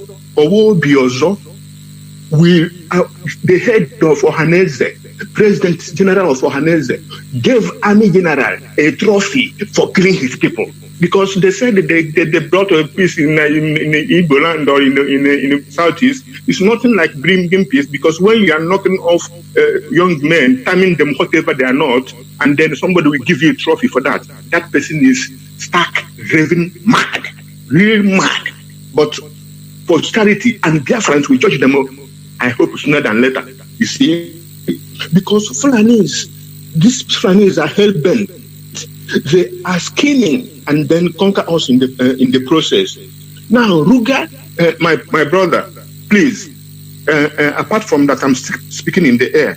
You can read members of US. We have to make work of this. That these people are remodeling Ruga, because they are remodeling Ruga. Ruga is now, they want to turn it farm settlement. They want to turn it agricultural extension, just trying to make it palatable to our people, to sell it to our people. These the names advice are not... of Eljo Zokalo. Yes, you have to make it sellable to the people. Meanwhile, these things are not anything less than a cattle colony. It's not anything less than grazing reserves. Meanwhile, these people have close to 500 grazing reserves in the north, with dams, with rivers, with amenities. Why can't the federal government, if they are sincere, why can't the Fulani government, if they are genuine, go to those existing reserves? If they are missing anything, if somebody was telling us that the grass that is growing there is no more good quality, it is sour grass. Now they're coming to the south to eat the juicy, plumy grasses. Those juicy, plumy grasses are maize and cassavas in our farms. Why can't they go to those reserves, 500 or more or less reserves in the north, make it anything, water it, make irrigation if the water is right, make rivers or from the dams they have to water it. And then we have a massive land to and make it more, water it, so that the grass there will grow, animal will eat, and then grow there. If we want, we order, they bring them to us. Why, if they are not looking to conquer us, if they are not playing tricks? But thank God. Thank Biafra for the bringing of Nnamdi Kanu that boosted their game. We know their numbers now. They cannot take Biafra land. You see, Sheikh Gumi was so affront. He was so gutsy to tell us that these people are not. These people are the people who have been killing Nigerians, who have been killing Biafrans, killing Oduduwans, killing the Middle Belters, Southern Kaduna, and the rest of the place. But Sheikh Gumi came in full face and bare face and told us that these people are not going anywhere. These terrorists, you see, bandits, they are not going anywhere. Which Biafran clergyman or politician can come and say, IPOB are here to stay and Biafrans are here to stay. Biafra is our name. It's not a crime. They cannot say it. But a man is fighting for terrorists. Because even the Kotos say that bandits are terrorists. There's nothing different between them and for them in open, and federal governments cannot even question him. Thank you, my brother. Let's leave it at that. Thank you for the time you have given me. Good night. Thank you. Caller on WhatsApp, I just speak to you. Please, I give you 3 minutes to the maximum to make your point, because I'm on the verge of closing. Caller on WhatsApp, can you hear me? Welcome to the program. Mazi JOHNATHAN, good evening, sir. Welcome to the program. Good evening, all my able leaders. Good evening to Mazi Nnamdi, wherever he is, may God continue to bless. I've been trying to it for a very long time. I'll call this sometime. It's telling me I want to talk about it, and I've not gotten any information from you. And it's very, very important, because the main thing about this struggle is support the EFN. That is the major thing. As far as we have men on them, we should try much possible as anyhow we can to support them. That is a very, very important thing. Because all of us know how much it costs just to feed one person. Talk more to equip one person. So I don't know, this supporting of ESN to be our very, very big goal. We are talking about creating a country, and to create that country, we need support. It's very, very important. And I know there are some other people that want to support, but they don't know how to support. I have a friend that always disturbs me. How to support. We are in Nigeria, and this is the country that we are. It's very, very difficult, and one has to be careful. And the other thing to talk about, Mazi, is about our IPOB community radio. We should try as much as possible to be advertising it, because many people have it on their phone, they don't even listen to it. Many people even think that as Mazi Nnamdi Kanu have been kidnapped by the Nigerian government, that this struggle have closed. That is what many people believe. All of my friends told me they have been saying Biafra, now that they have kidnapped Nnamdi Kanu, that nobody is talking about him again. I told him no, that people are on the ground working. People are working, many things are happening. These people are hearing about somebody that's been enforcing it. It is people that is making it to work. The people that are saying it. So it's working. So this IPOB community radio, at least for those people that have Android phone, I know many people have it. And when they remove this app from the Play Store before, I know how many people I sent it to.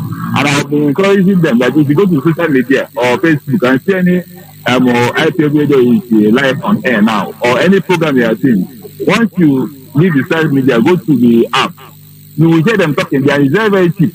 I listen to this radio, this app, from morning till night with my Bluetooth earpiece. It's in my ear, one ear.